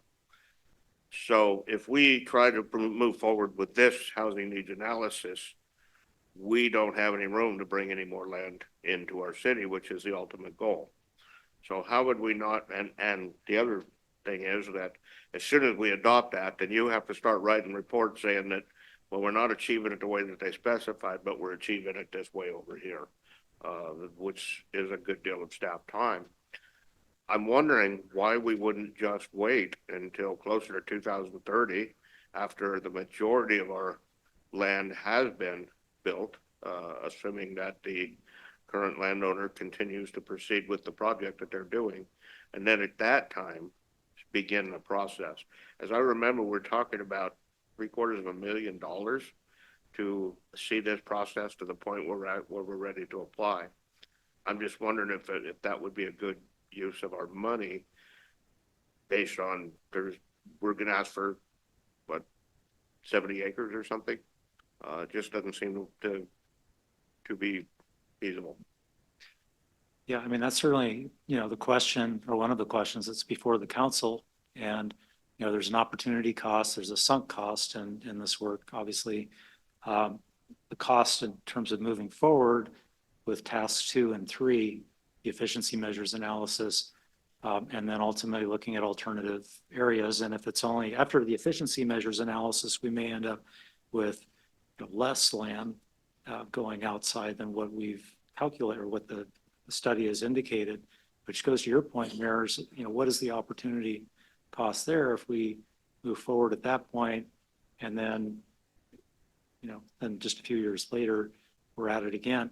I think one of the benefits of going through this sequential process is that there's some checks and some off ramps along the way where you can make some informed decisions about, well, it looks like the efficiency measures are telling us that there's diminishing returns on this, and maybe we want to take that off ramp. We do have an obligation, though, once you've adopted a housing needs analysis, to follow through and to address the need in some way. So it might be that, the need is basically met through these efficiency measures for housing, and we're not looking at areas along the edge of the city until the next cycle. I mean, that would be one of the potential consequences that if we go forward with this, you may find that, that's the outcome. On the other hand, through the efficiency measures work, we may find that there really isn't any more capacity through rezoning, for example, or through land that wasn't identified previously. And, then there's a larger potential benefit at the end of this. I don't know if you have anything to add. I think to kind of speak to that kind of point in time nature. So I think kind of in these analysis kind of documents, kind of whenever they happen, they're going to be kind of that, as it is on the ground now. And Newberg has seen a significant amount of development. So kind of that efficiency measures will likely be a point in time where, yes, part of the work is kind of figuring out how does the work that's happened since 2021 kind of impacts into that land need, and then reduce that kind of overall numbers. And so that work could happen there in task 2 as part of this kind of step-by-step piece, or it could happen in that kind of overall rework of the entire HNA. So I think kind of by their nature, these documents do kind of take a snapshot, freeze kind of what the development picture is. And then in this sequential scenario, we would hopefully be able to kind of evaluate what that 2 and 3 years update looks like, as opposed to the generic do it all at once and then see if it passes. I think the short answer, perhaps to your question, is why are we doing it, or why would you do this? Well, it's a council goal to look for land within a 5-year time frame. So here we are. We have a work plan, and we serve at your pleasure. So whatever your direction is, we'll follow that.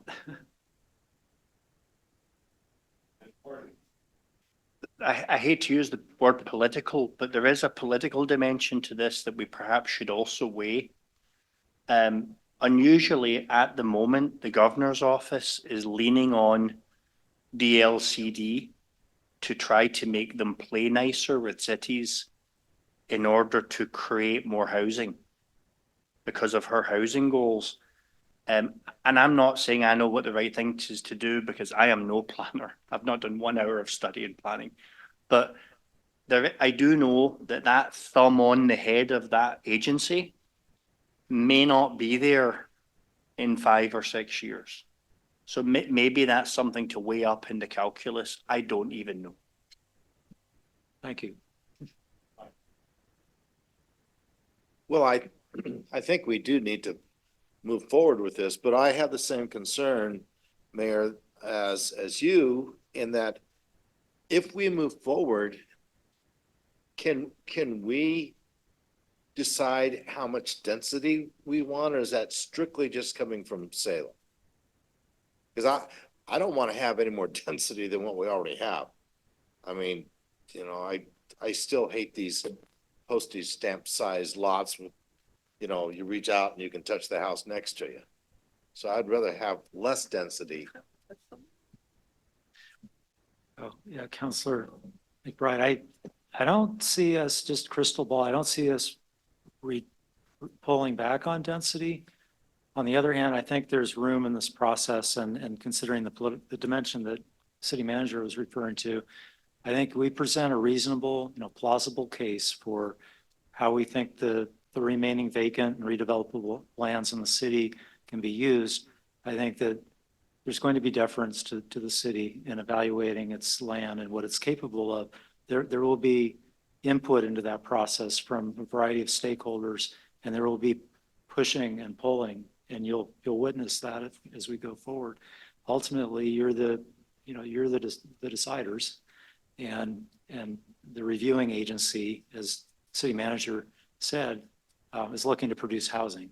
And so if they push too hard on density, sure, we could recommend a rezoning scheme, but if it's not feasible in the marketplace, then, it's not going to produce housing. I think one additional element is, these are projections for housing. And so if in kind of an analysis phase, we do see that a certain development has it, that kind of in that math Tetris does kind of give the city room to say, okay, we're seeing it here, adjust it here, et cetera. I think regardless of whether the city goes through the sequential or just the regular, the efficiency measures step, DLCD wants to see some actions that change the map. So whether it's density or expansion, kind of those numbers do get looked at as part of any. And so that's kind of that, future uncertainty about kind of what does that efficiency measures look like to get some math changes on that land acreage, bottom line.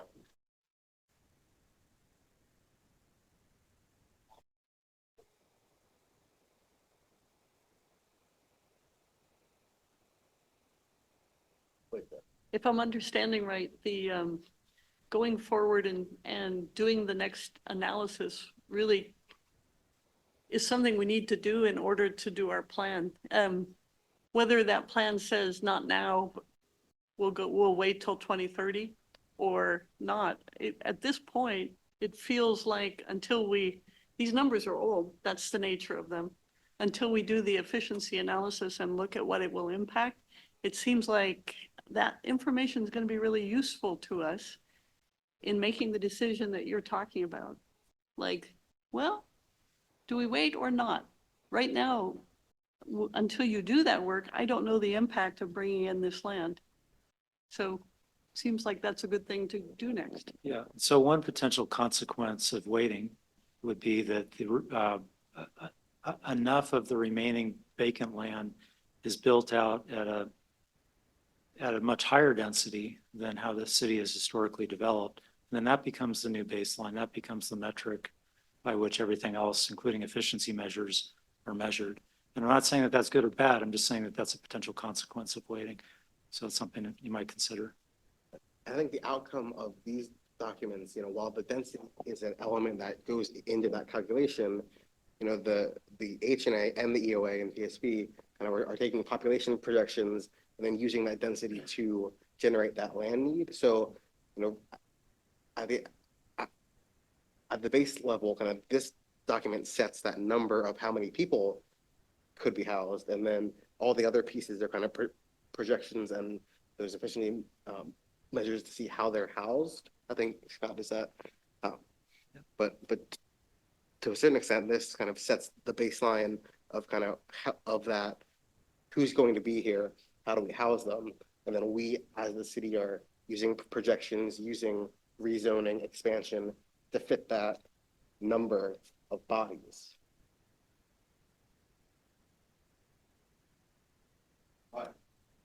Okay, so just to be really clear, and I understand from what Will said, timing is everything. It seems like timing's good right now for us to move forward.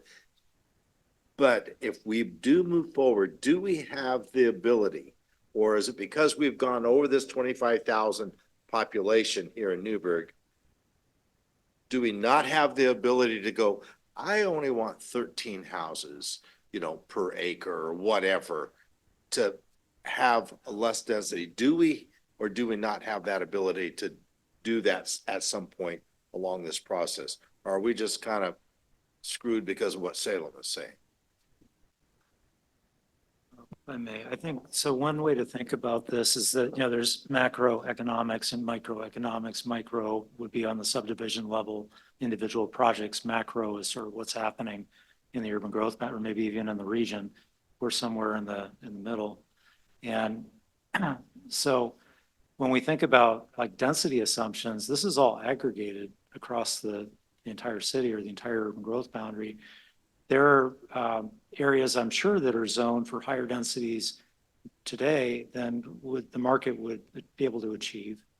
And there are probably areas that, if you ask developers, they would say, you know, if you were to rezone this or upzone it, I would be able to clear that bar and produce housing that the community needs. And so I think this effort is about trying to calibrate that and trying to ground truth it. And, you know, the efficiency or the second task, the next task takes these sort of gross or aggregate numbers for the city and looks at it more surgically, like what are the strategies, in what areas do we have some levers that we can pull to achieve this housing need so that there's less pressure on other areas that wouldn't really be conducive or wouldn't be suitable for higher density. If you're asking Councilor McBride, you know, through this process, would we be looking at reducing the density that's allowed in neighborhoods? In my experience, I haven't seen that done. I think it's an uphill climb, frankly, and there are property rights that are wrapped up in that too, that, you know, you're affecting people's property rights. So I think there's an opportunity to look at this on more of a, as I said, ground truthing or developing the right zoning for the city, where today with the housing needs and the land needs studies, we're just looking at the numbers in aggregate across the entire area.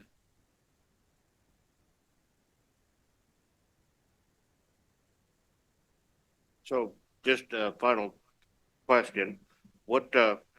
I know we have about $300,000 budgeted for this process in this year. At what point, how much are we going to spend on this document and preparing the next document? I'll start and then I'll hand it over to James. On this document, we are not proposing nor do we anticipate spending any more than the city has already spent, apart from any questions the council might have that we would ask our consultant to address. And for their work, they're under contract. And I think they have us, you know, $10,000 not to exceed. We have not charged against that at all up to this point. Going forward, the work program, and James, do you want to talk a little bit about the next step, if you were to adopt these studies, would be to go out with the statement, with the request for qualifications for someone to assist us with the efficiency measures, and then potentially the next phase of work with alternatives. And that's where the amount that was budgeted for this fiscal year, and that we've recommended be carried over to the extent that we're not going to use all of that this year. I can tell you that right now, that would be available and budgeted for the rest of the work. So if you wanted to talk about what's coming, if you were to adopt this. Well, I think one thing I'd add to these documents is, you know, even if the council adopts it, and they do have to go to the state, be approved. And so there's a chance that somebody could object to the findings. So, you know, if that happens, then there would be an appeal, et cetera. And that was budgeted. That's a separate amount. I mean, it's all part of the planning department budget, but we budgeted for that separately because anticipatory, but we're not. The one organization that commented in opposition or critically about this work previously, I met with the representative last week. They said they didn't have any concerns with the economic opportunities analysis, or at least they didn't submit any comments in opposition to that. They are on record as having concerns or disagreement over the housing needs analysis, so that's a known. We're aware of that.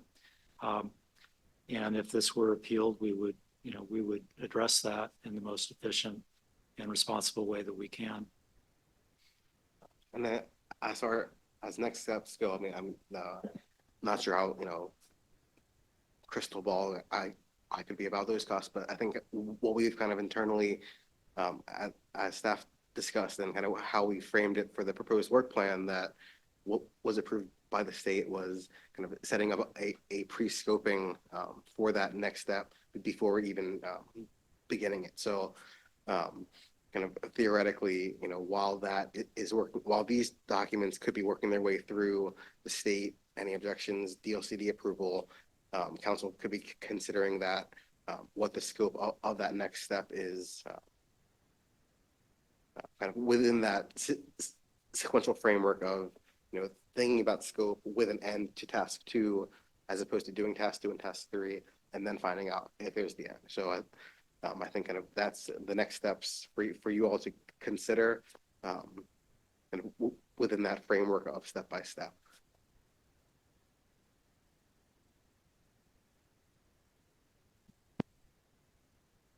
I guess one of the things that concerns me is that Thousand Friends of Oregon and somebody else were gushing over this. This should be an example for the rest of the state, I believe was their final comment. And frankly, that scares me because I don't want to be as aggressive with land as they want me to be.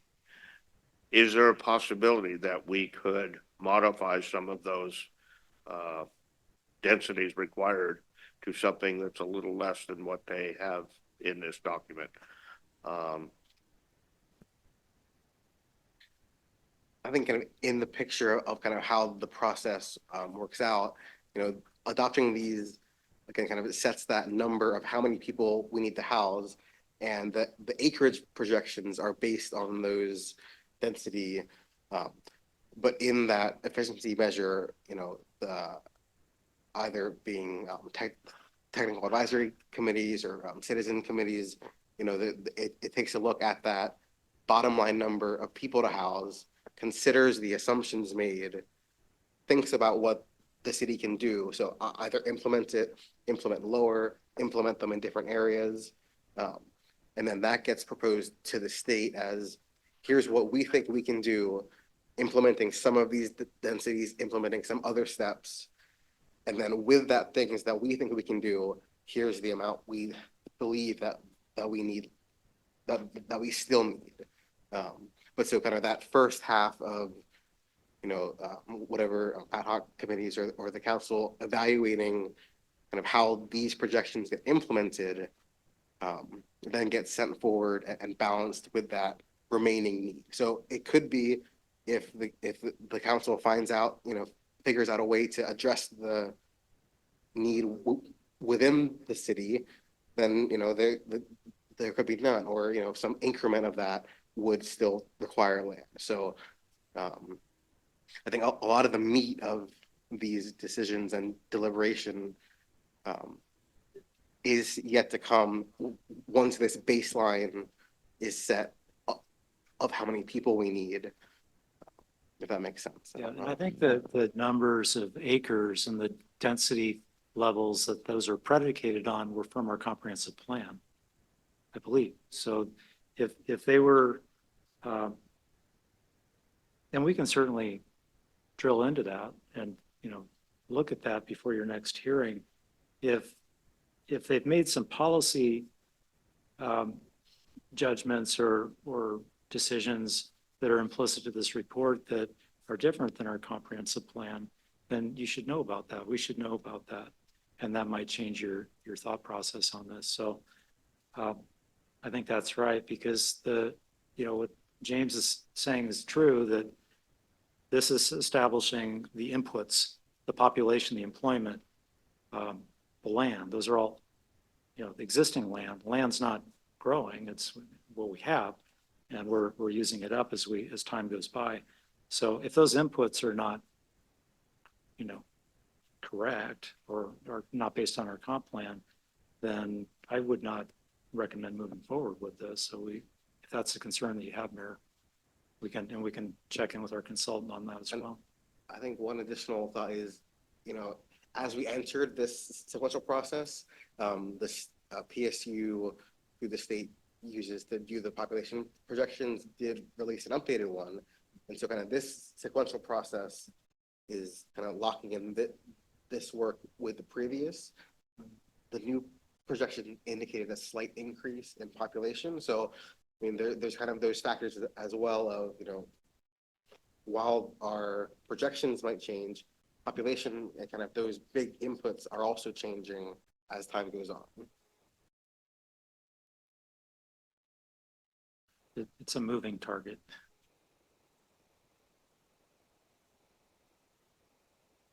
Anybody else have any questions? I guess I would like to compare it to that document And maybe if we could, distribute that document to the counselors so we could help. I guess we're not making any decisions today. So we've got a couple more weeks to look over these documents and for your time, and then we come back and vote on it at the next meeting. But Yeah, and you do have a public hearing scheduled, so there's, if you were to open it to test, I don't know if anyone signed up to testify or not. No, I'm I seeing. mean, today, no, there are nobody signed up today.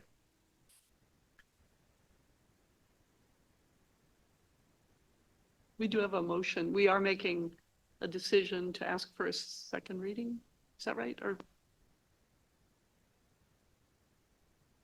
Well, what we're doing today is what we used to call a work session. Which is, rather than have two meetings, this is what we're doing. So the intention was to bring it back at the next meeting as an ordinance, as a official document. So, That was May 6th. I apologize. That, the work session was May 6th. Yeah. Well, sorry, can what I read was that the recommendation, which they will tell us formally in a minute, is that we conduct a second public reading on June 3rd, which would be another step towards voting on it. So we don't vote on it today, which is what I think you meant. But we do have to hear their recommendation and take action on it. That was all I meant.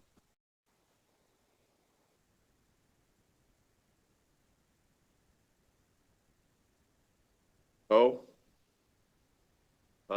okay, you want to make your James, this is not the legislative hearing. That'll be the next meeting, correct? That's correct, Mr. Mayor.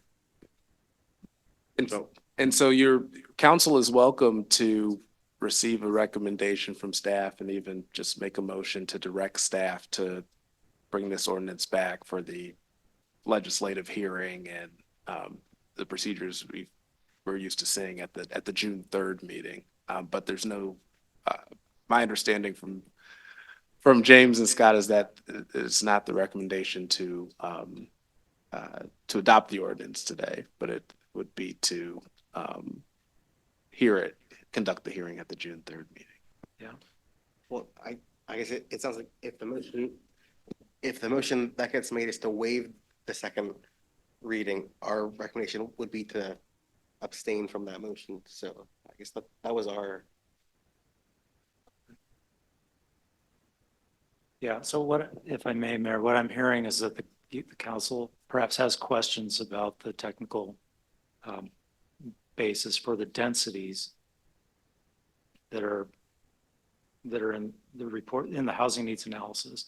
You're asking if the densities that are in the housing needs analysis are locked in, and I had suggested that I thought they were based on the comprehensive plan. So if they're not based on the comprehensive plan, that's, something that you need to know.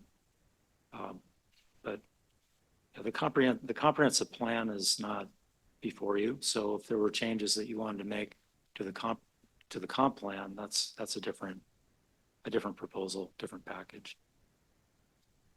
well, you had stated earlier that you thought it was a good idea for staff to see if they correlate. Yeah, we're more than happy to do Yeah, that and come so back at your next meeting. That's where I am. So you want to read this recommendation? Or, yeah, go ahead. Well, based on what we've been discussing, I would recommend that you continue the hearing and that direct staff to return with background and information on the densities that are assumed for the housing needs analysis so that you can make an informed decision at your next hearing if you so choose.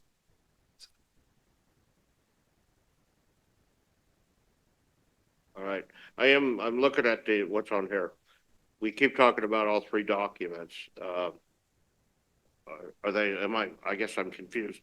This says that we're gonna adopt the City of Newberg Housing Needs Analysis, and then it also says the City of Newberg Economic Opportunities Analysis and the public and semi-private land need analysis. Are those all in that document? They're all. Okay. Exhibits A, B, and C to the ordinance. Exhibits A, B, and C to the ordinance. And could I also request, respectfully, if any councillors have any other technical questions that they would wish to place before planning staff, that they do so very early to allow them to have time to scope these extremely complicated matters prior to the next session.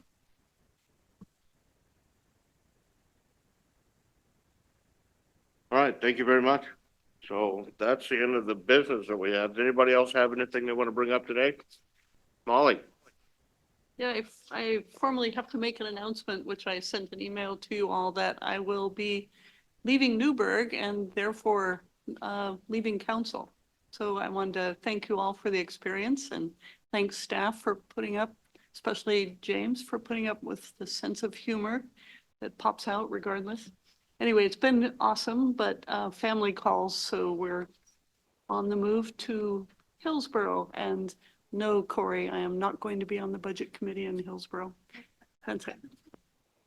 Or was that Katie? Anyway, either, no.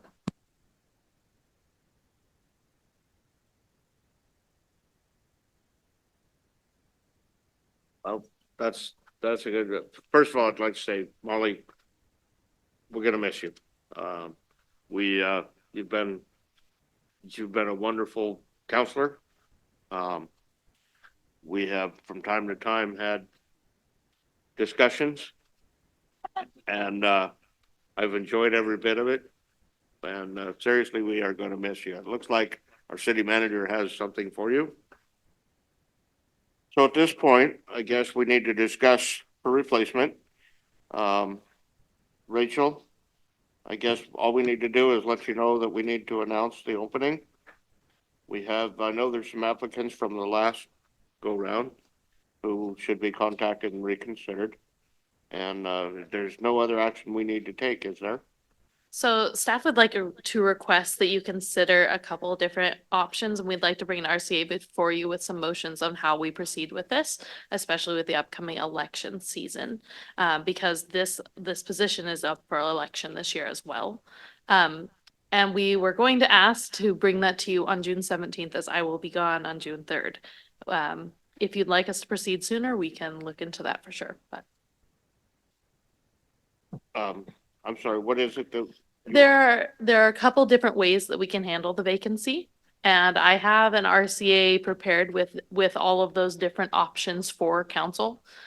We are hoping, well, almost prepared. It's not quite prepared, or it would be here tonight. And we were hoping to bring that before you on June 17th.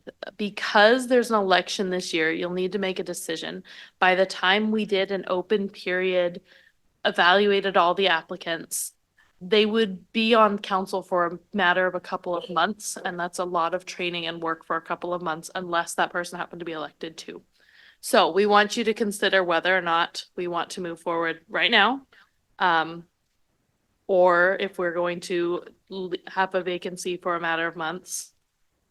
Or have there's like 3 options on the proposal that I have for you guys.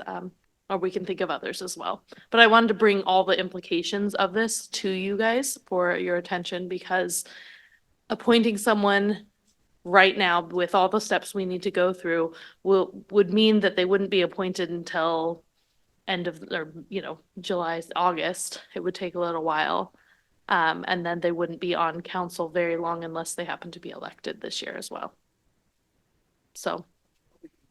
But we can do it if you'd like. We just wanted to present you with all the options clearly so council can look at that. If you'd like to move forward now, just let me know. We can do it. Well, I'm trying to, I don't think our council rules or our, they don't allow us to leave a vacancy unopened. It says simply that if there is a vacancy, that we need to fill it by a majority vote of the council. So what kind of process do we need? So I'm following the processes that were left for me, and they allowed for a vacancy in the past. James, are you seeing anything else on that? So there is language, the mayor's right that there's language to fill the vacancy, but the language does not specify the timeline in which the vacancy has to be filled. And so, that's the beauty of the law, right? There's gray. That's what keeps me here. So as a result, council does, practically speaking, have a decision that it can make as far as whether it wants to move at a pace that fills that vacancy before the election or not.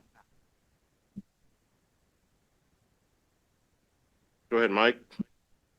Well, I think we ought to just get a hold of the ones that applied for the spot that Molly applied for and just call them forward and we make a decision like as soon as we can. And let's get them in place. As I recall, when Molly was appointed, that happened rather quickly. And there's no reason why we shouldn't act with the same sort of speed. If we announce the opening, You do have to have a 30-day, there, it says in there that it has to be posted for 30 days. That's what I was told when I swiftly moved to fill that seat.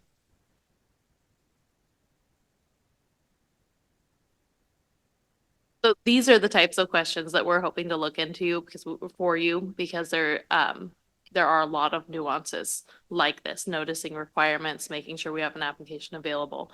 That is why we wanted to make sure we had a little bit of time, but if it is council's decision to move forward immediately, we can do that. Part of this is staff. I will be gone at a training for the first week of June, so that just gets a little tricky here. Mr. Mayor, there's no reason that you couldn't move forward right now to post it. I guess my point is, I think it should be filled. That would be my opinion. And I think that, that's my opinion, not everyone's, but that we would just move forward to post the vacancy and we would give the 30-day wait period. I do recall I mean, unless we change something, but previously it was 30 days and that would give us enough time to interview the June 17th meeting or the next one. So there's certainly been a practice of a public posting, right? There's no doubt about that. There's been a practice of a public posting. I'm not seeing anything in the charter that would require, the posting for a given period of time or a specific period of time. I think, when you look at the council rules and you look at some of the scenarios or circumstances under which a vacancy can be declared or or a seat is deemed vacant, some of those timelines kind of explain the thought behind 30 days, but that's, ultimately council's decision on how do they want to do that. I know that Newberg has had certain kind of practices, if you will, with past vacancies. And so, whether council wants to deviate from that or not, is a question for deliberation. I'm not sure that, well, okay, maybe we deviate from some tradition that has happened recently, but the council rules are pretty clear. And I made it just real short, says that we decide. So let's declare it open. Let's post it as being open, and next meeting we can decide where we are. Because I too think that we should have a period of application for the people. So let's get it done and let people apply. Is that all right? So what would be helpful for me, I'll let Mr. Worthy comment as well, but as far as the posting is concerned, if council wants us and, as staff to move forward with the posting, we'd like a motion and a vote on that. But assuming there's a vote, and approving that, I think we can do that. Will? And what I was going to say is, if it's the will of council to do a motion right now to declare the position open, and then you guys would make a decision at the next session, then we can certainly do that at the next session. And you can, of course, pull in any candidates you have from before or any new ones that come in, whatever way you want to do it. But the initiating motion would be useful. I think it's my motion, yeah. I'd like to, well, I am moving, so, the last one for you, Will. I'd like to move that we declare the position of District 3 Council open and move forward gathering candidates with all promptness. A second. So just to make it clear, we will make a decision though at the next council meeting, correct? From whatever applicants come in If we, or from the previous ones that applied that didn't get picked, if they still want it. if they still want it, yeah. We have to have applicants for it. Is everybody comfortable with that, or should we? Yeah, I'm fine. Or should we wait 2 meetings and give No, 30 days notice?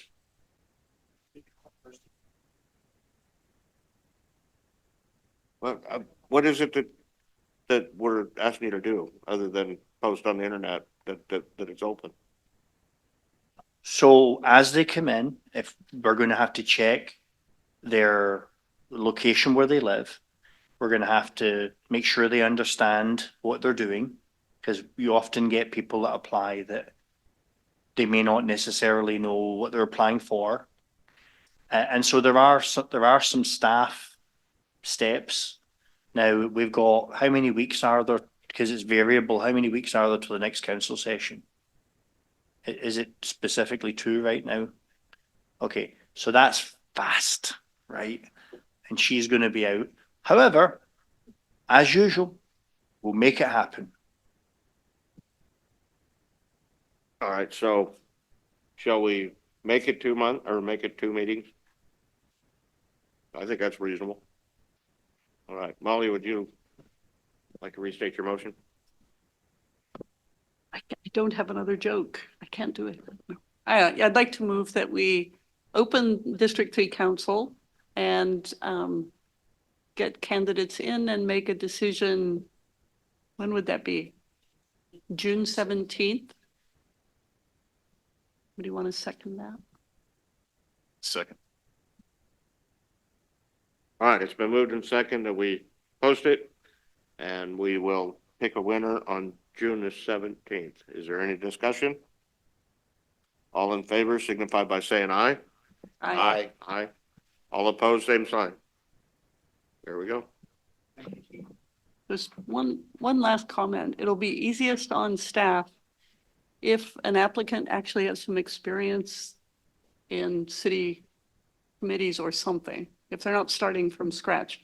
So as a criteria for council, for somebody who may only be in 5 months, it'd be great if they had already been in public meetings and had some idea of what they were doing. Otherwise, you know how long it takes to get up to speed on this kind of thing. So just, I'm not on the selection committee, just a suggestion. It will be a 6-month term if we apply, if we get them in by July 1st. And whether this seat is up for election or not, it would still be up for election because that's the way our rules go. So, thank you. Anything else? We're adjourned.